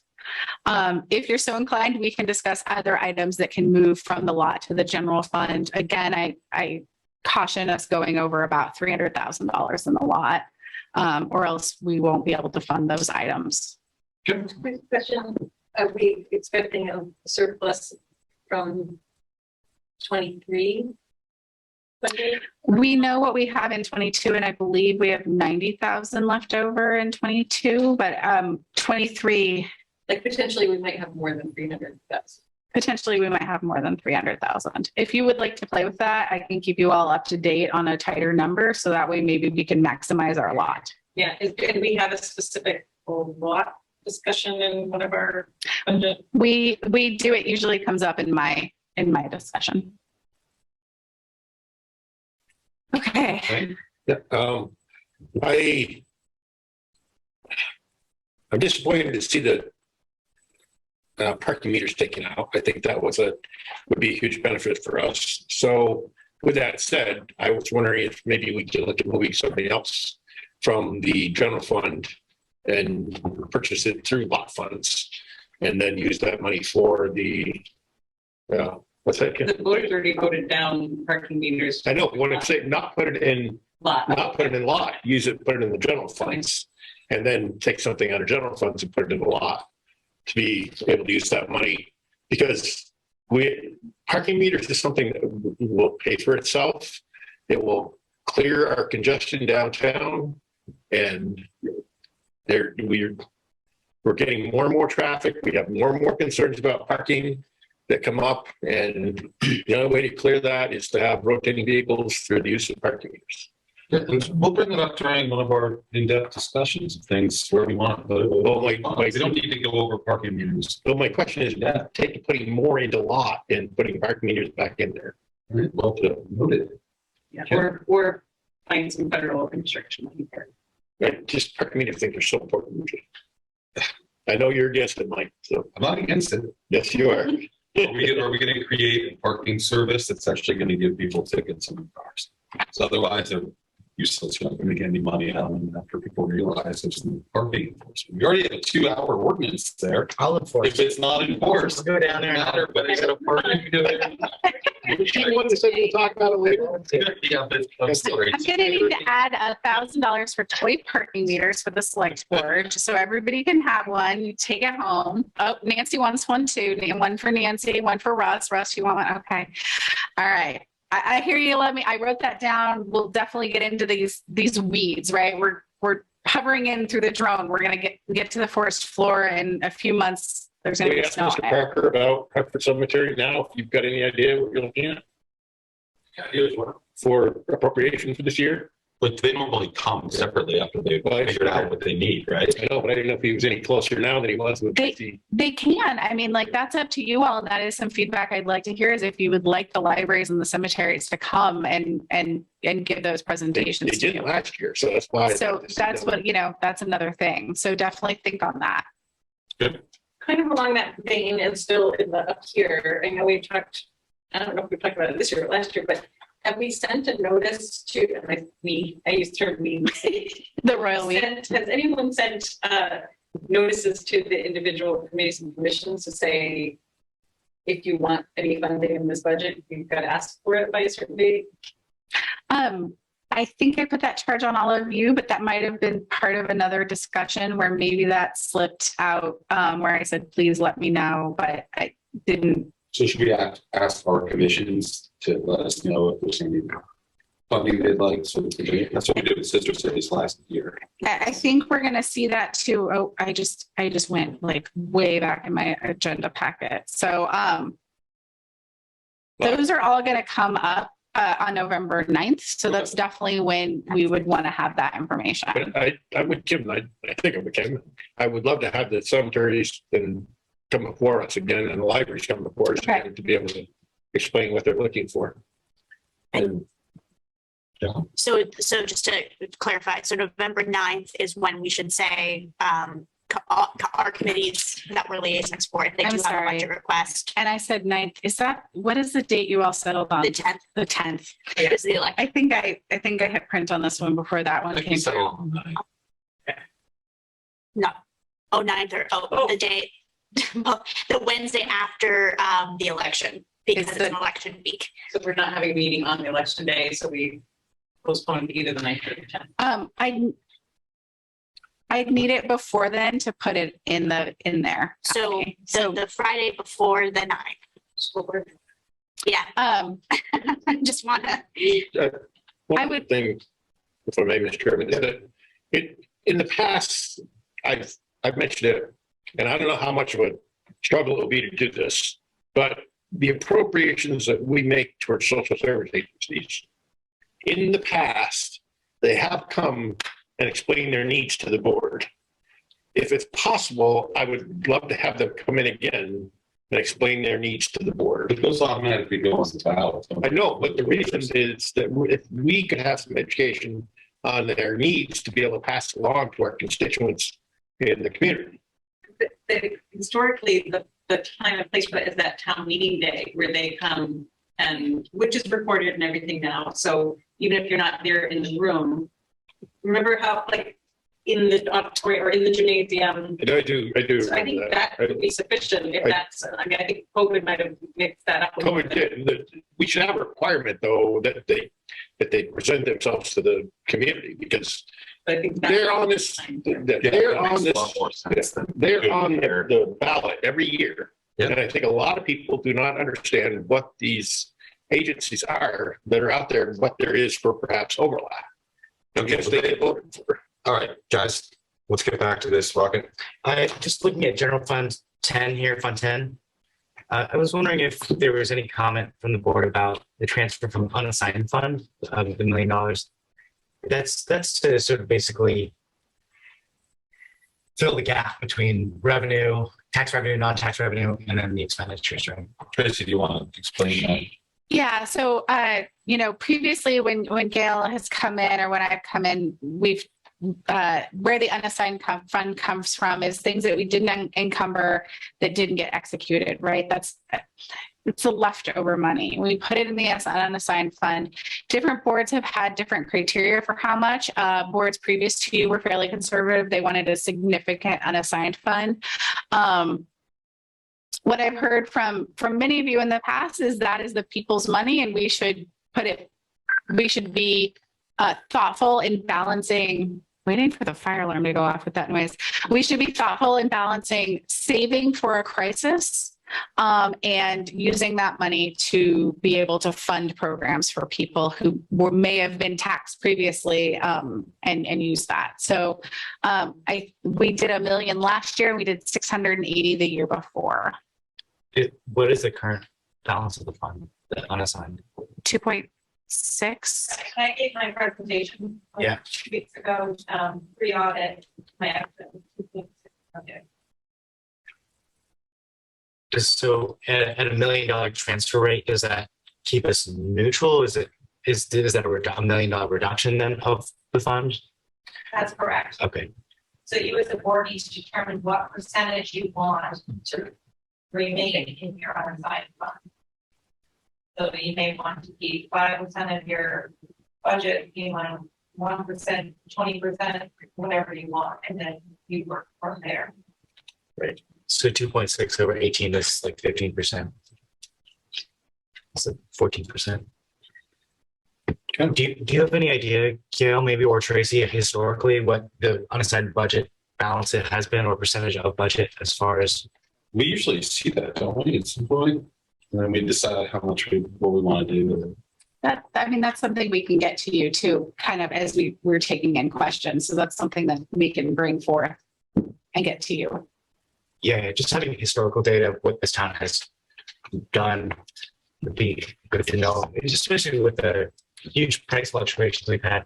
Part of my process when I go through is also like looking at it's not an exact translation, but when we're looking at the approved current year budget versus what the actual amounts were the year before, you kind of get a sense of like, so somehow there will be some areas where we can get a sense of what wasn't used, like what, we already have reallocated some of those salary saving funding, but it'll be a place, I think that this is where that numbers tends to come in as we're closing in on the end about like, okay, what went in there from the 22 budget that added to it that wasn't spent and wasn't encumbered. And then I think that gives us an idea of like how much of that we can use. And I think it tends to sort of come into play as we're looking at the tax rate and we're saying like, okay, how do we buffer this? How do we use that taxpayer funding as responsibly as possible?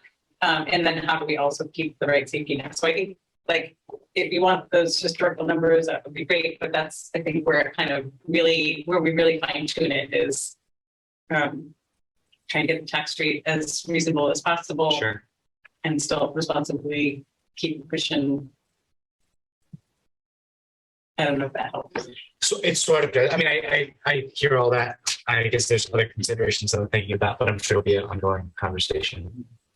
Okay, Tracy? The question that often comes to mind, I'm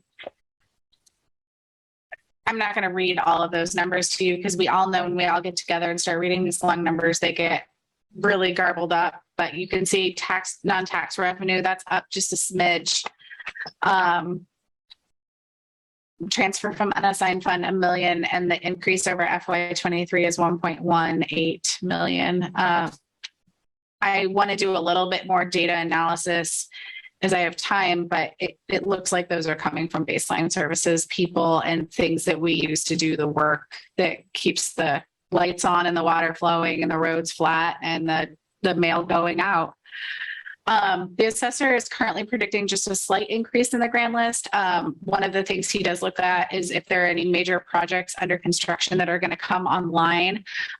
He let me know that he doesn't see any of those coming online, so he can't predict a significant increase in the grand list. We're playing with rough numbers on that one because they don't finalize the grand list until the summer, and then we formally set that tax rate in July. So we're going to see those finalized numbers this summer. We're going to have to play with the assessor's best professional estimate on a slight raise on the grand list.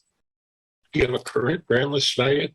Yeah, he runs it off the grand list value, the current grand list value, and then he makes a prediction based on his understanding of the market and his experience as to whether he's going to see a significant jump. And right now he's predicting he's not going to see a significant increase in the grand list. Do you know what the current value is, the grand list value is? Not off the top of my head, but I can find it for you. I'd like to know that number. the value that's achieved from this rate of 14,120. Thank you. And that's billion, right? Billion. Yep. Thank you. And then 1.1 million, 1.18, sorry. 1.18 million is the increase over 50 fiscal year 23, just the expenditures. Mm-hmm. You got your historic tax rates for the last 40 years. You can see this is a significant jump right now. And that right now holding steady on the school side, this is an anticipated increase of, about 200, it says $238. I always try to say about between 200 and 250 because it does depend on an individual home. We reached out to the school today. Russ is also here. They're just getting started. They're not really sure where they're going to land. So we don't have that piece of the pie yet, the piece of the puzzle as to where yeah. Hello. And I look at Russ. I'm like, hey, Russ, how's it going? It's like, nah. I mean, we're not gonna have my kids in December. Yeah, they're not. Yeah. Numbers that are, we don't know. Yeah. And the state controls a lot of those numbers and the school. So how is this calculation done when so this $250,000 increase, a $250,000 house says it would be an approximate $238 tax increase on a is the 7174 that would be their total tax bill for the year. Before or after the increase, I guess that's what I'm trying to figure. That would be their new total tax bill. For both payments. For both, that's their total tax bill. Yeah. You guys actually approved the voters approved letting them split it into two payments. So if the total would be 7174, what Joe Turner does is he holds the school constant. So he holds everything else except for us constant. What was the school last year? This sounds like it could be like a $14,000 tax bill, like a $250,000. No, I'm sorry. This would be their total holding the school constant. So the school would have to go up proportionally for this to be it. This is their total bill. Oh, okay. So if they're making two payments, it's $3,500. Some people do come in and just pay their whole tax bill. So 7174 is town and school tax? Yeah. And I'm sorry, I didn't write that very well. We're holding the school tax rates constant from last year. So we're only manipulating the town side of things. How do you know what is it? So like if we want to look at a tax rate calculation, hypothetically, I'm saying like, okay, this is a goal, we want to get it to. If you gave me those numbers, we could run back what we would need to pull back from. So if you said we want to hit a tax rate of this, that's something that we can calculate back off of. Wait, what's the calculation? So if I have a $250,000 house. It is a spreadsheet with a lot of formulas in it that I'm happy to give you, but it's not a pen and paper kind of calculation. Okay. That would be great if you could share. Yeah. Okay. You asked for that? I have that. I actually when I went through the budgeting process, I went through budgeting class with the LTC and I have the formula. Yeah, and Joe puts together, he has a spreadsheet that he uses. It's really not that complicated formula. So Yeah. good. Well, I would like it to be Okay. for you. I can provide, let me have him make sure that you can't mess it up and come up with some wacky numbers because he does keep it kind of, it's his spreadsheet, but we can provide that to you, especially if you want to back into what you want the tax bill to look like.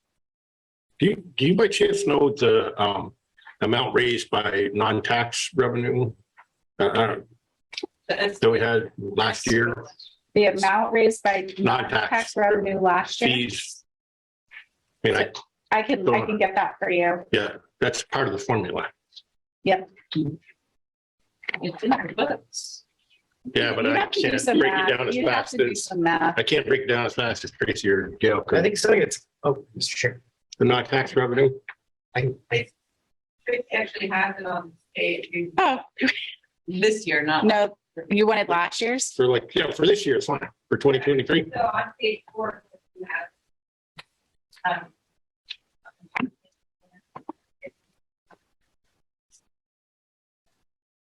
On page 4 of the my memo. memo. Oh, the budget. Okay. Your general fund, Okay. All right, I'm working. I'll get there. 43. I just saw. Text. Non-text. Okay. This 238 is not 2 million. Okay. applied to this current, sorry, to. Thank you. But the 7174 and the 238 don't relate to this. We don't know what that number actually is for the town only, if it's 1.1425. I didn't break it down just how much they would pay for the town, because typically you guys seem to be most interested in what their final bill looks like. Well, in apples, from what my only perspective, like we're always looking at it just as the town before, in my limited budget experience, we've only looked at it with just the town increase and then the school comes in later. So, I mean, looking at this. Okay, we can do that too. We can break it down just by the town. That'd be helpful. The 9.54 seems like a hefty increase. Right. So Kim, to answer you, the numbers I'm using here, if you're looking at the page 5 here, 1.14 cents per 100 at $250,000 house, you're talking a $2,800, 2,856 annual bill. Basically, you have 250,000 times the 1.1425, right? Divided by 100, basically. So you're talking about a tax bill for the town at just under $3,000. And then if you subtract out the 238, that's what it was before. Well, So, I so last year, to give you specific numbers, it was $2,618, and then this year would be $2,800, $2,856. Okay, thanks. Yeah. Okay. But it does seem like it does seem like a pretty big jump from 1.047 to 1.149 cent increase. Is percentage wise, I guess what Tracy's saying, 6% or so increase. So it's pretty big. Although, and I mean, you say like, well, you keep projecting down fiscal years. You say, well, this tax rate is just marching up and up and up and up. No one likes to see that. But I will also say that if we did have an assessment and groundless value changed and presumably grew over the last since 2017, the tax rate would actually be reflected as lower, even though our, which is a great argument for growing the grand list, not just doing the reassessment, but actually materially growing the grand list. Yeah, thanks, Roger. Tracy, you take us through enterprise funds. So we maintain 4 water-related enterprise funds. Again, I should have been a little bit clearer than that. Just a reminder, enterprise funds should gain enough revenue from user fees to pay for expenditures. Historically, we've been pretty inconsistent in applying that reasoning for a long-term and capital projects of the enterprise fund. That's an area where Public Works, Finance, myself, we're trying to help with the growth in that department to kind of get back on track with that. They're rebuilding their team. And that's going to be a priority for them in the future. It's something that they all are really committed to, and I appreciate that. All of these revenues project a 5% increase in revenue starting July 1, 2023. However, during the fee schedule process in the summer of 2023, we do have the ability to adjust that increase based on the final numbers that we're getting. So as we get closer to the end of the year, we might say, wow, we don't actually need a 5% increase. We maybe said that during the budget process, but we can go with a 3%. So that's another one of those where we're playing with it so far in the future that it's not as clear. You'll see that, in some areas, our expenditures and our revenues mean that we have a little extra to put aside for the future. And our White River wastewater and our White River water, we're underwater a little bit on those. What happens there is we may need to adjust our rate increase accordingly, or we may need to decide to execute projects using ARPA funds or grant money. Oh, I thought Russ was going to come up here and talk about White River Junction water. I was like, really, Russ? It's like 9:45. So here's kind of where the rubber meets the road. We've just been talking about this a whole bunch, which is solid waste. I want to acknowledge none of us caused this problem. Nobody in this room caused this problem. Nobody who currently runs Public Works caused this problem. but we are all in a sinking ship together, desperately trying to row across a lake. So you're going to see that, these are, the fund remains in the red. This is the second year that we've generously estimated the revenue for that fund, which can change at any time. We're completely driven by the market.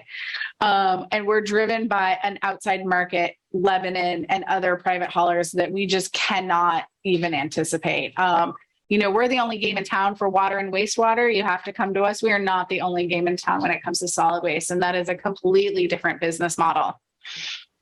So when these numbers came down and we realized that we had been generous in revenue and we had stripped that fund down to the bare minimum that we thought to get it functional and up, and it still looks like this.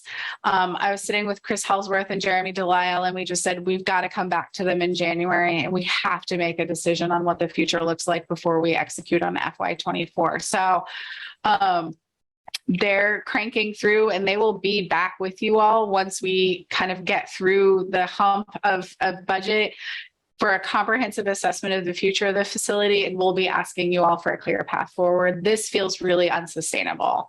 And it's time, 20 months in, I had heard that solid waste was a problem. I took some time to look at it, saw that it was a problem. It's just getting worse. So we're going to come back in January and just say to you guys, okay, what do we do now? And we'll have some clearer paths forward. So we're stuck with it for the meantime, but I want to say, I don't think we can execute on FY24 with the solid waste facility looking the way it does. That would be a very dumb, short-sighted move from all of us. And a public works staff doesn't like dealing with the never-ending, running in the red and issues. So after this overview, what do you want from us for like the individual meetings? So helpful. Yeah. What would be super helpful is, I have a list of things to get to you. So that way, maybe you can start doing your own math, right? The Joe Turner spreadsheet, you can back into a tax rate that you feel comfortable with, some historic information about withdrawals of unassigned funds, and what that looks like. What I would love from you all is those questions ahead of time. So we're going into Public Works and the Enterprise Fund, knowing where you want to go with those discussions is incredibly helpful. That's a huge, varied budget. And actually all the division heads are going to be with you next week. So water, wastewater, the admin team, and highway, they're all coming in. So you're going to get to see the folks that do this work every day and supervise these divisions. They don't come to these things, so be kind to them. They're some of my favorite people in town, and they're a little nervous to come see all of you, but we're gonna make this a good, positive experience for all of them. But getting all of those questions in, and then, like I said, like the next steps, like, where can you find places in the budget that as a board member you can support to reduce expenditures? Should we consider reducing funding to allocations to cemeteries or libraries? That's another area where we might need to have difficult discussions. Should we discuss allocating ARPA funds to some general expenditures to reduce tax revenue as needed? These are all the things that we're going to need from you. I'm going to need from you, is where you want to go with this. So, one of the piece of advice that I gave you is, look at major line items of $10,000 or more. But if you see that it's workers' comp, we can't change that. So you might as well not really look at it. If it's property and liability, we're good at those sort of things. So we're not going to be able to change those. But if you're looking into contracted services and you're digging into that and you're thinking, okay, this is a tough decision for me, but I might have to advocate for removing this or reducing this. And this is where I want to hear from the department head. So as you're going through that and you're saying, okay, I want to reduce the police training budget by $20,000, please tell us that that's something that you're weighing ahead of time as much as possible, because we'll make sure that Connie Kelly, and she's also bringing in some of her staff from dispatch, are prepared to discuss that with you and have a thoughtful discussion and maybe have their backup supporting documentation. Let me interrupt you there for a second on that one. There was a presentation by Public Works about the possible uses for the solid waste facility. And one of those discussions was a training facility for police and fire. Could we actually reduce our training costs for police and fire by spending some money to instigate, to install a training facility and rent that out to other departments?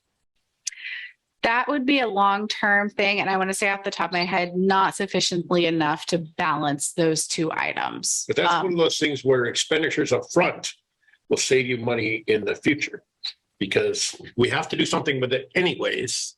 So if we have to do something with it anyways, it would behoove us to put the money towards making that something that's usable to profit from. That's where that kind of thinking should come into play, because that's a facility that I'm sure we could rent out for others' uses. I don't think that we could get there before July 1st, 2023 for the start of the fiscal year that we're talking about. But I do really appreciate that line of thinking, because the more things that we can bring in house and the more revenue that we can generate by, that's in a great position geographically to bring forth revenue generation into the town is always a great way to be thinking, is how we can kind of make money off of things that we use that we might not be using 24/7. Put it to bed anyways, so. Thank you, Tracy. Any last questions from Tracy? Yeah. Do you,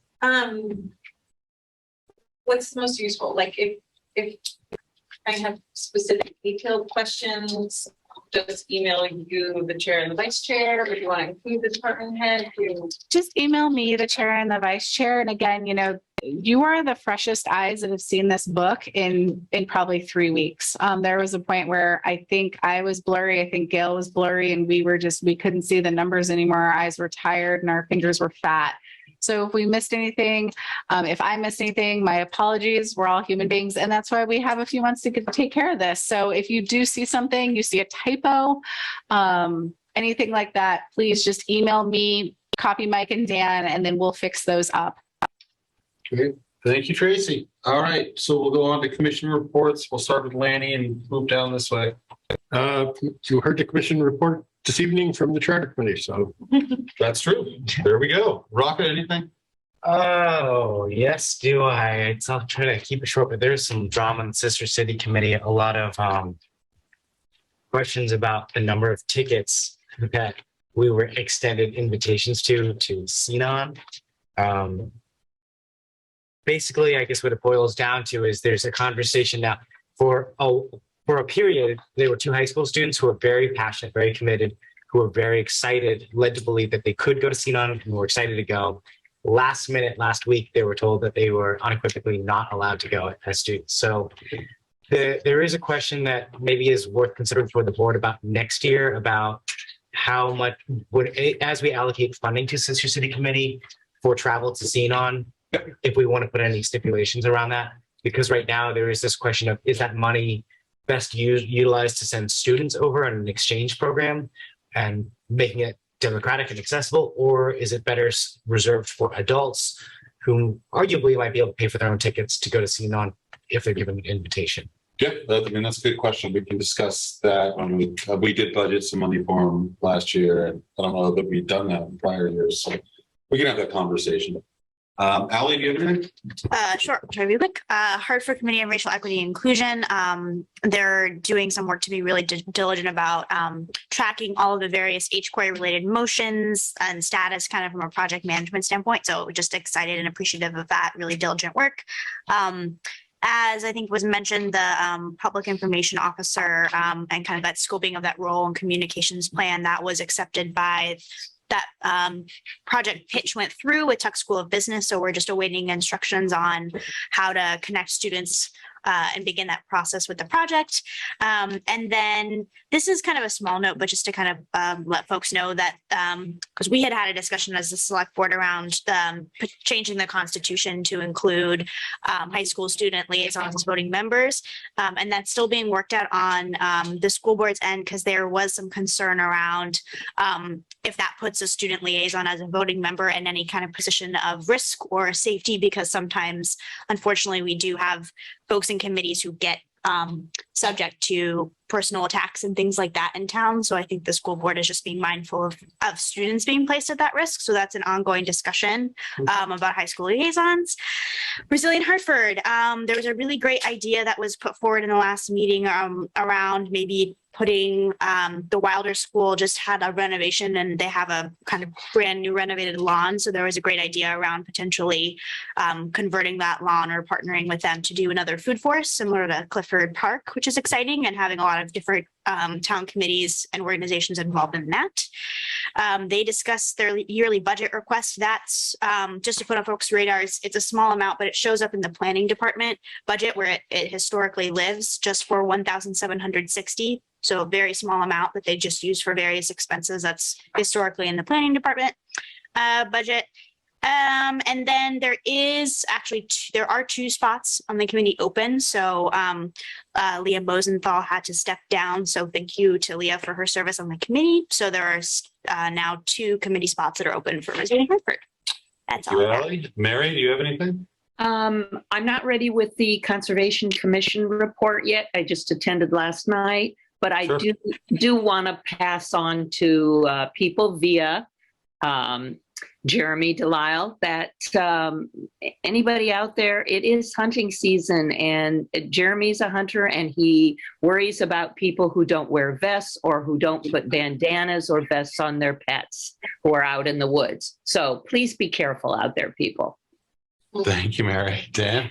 I just reached out to the Tree Committee and the Energy Commission, asking them to document their members and when the terms expired. Okay, Kim? Nothing for me. Okay, yeah, and we could talk about it a little more, but in the interest of inviting people to apply, one thing is to possibly list the members' names and expiration of their term. It'd probably be helpful to have it on the website too, but just some way that people could decide to apply, and so we can keep thinking about that. Is it? Oh, we're just thinking it's not something we should report out. If people, I have no problem if people want to tell their liaisons, ask them if they can, on their agendas and minutes, put the names and the terms. It should be on the website. It should be on the website. As soon as we can get that updated, if you're the liaison and you want to email that to me and Lana, we can get those up on the website. Yep, that would be great. I mean, it's something we should probably do. So, okay, I'll take a motion. Dan? I'd like to make a motion that we approve the aggregate RFP. We approve payroll ending 10/1/2022, approve meeting minutes of 9/20 and 9/27/2022, approve AP manifest of 9/30 and 10/4/2022. And we already have our approved select board meetings for the upcoming month. Second. Just a second. All those in favor, say aye. Aye. Opposed? Okay, we're good. I'll take a motion to adjourn. So move. Second. Kim Dan. Kim Dan. All those in favor? Aye. It was unanimous. So we have to sign.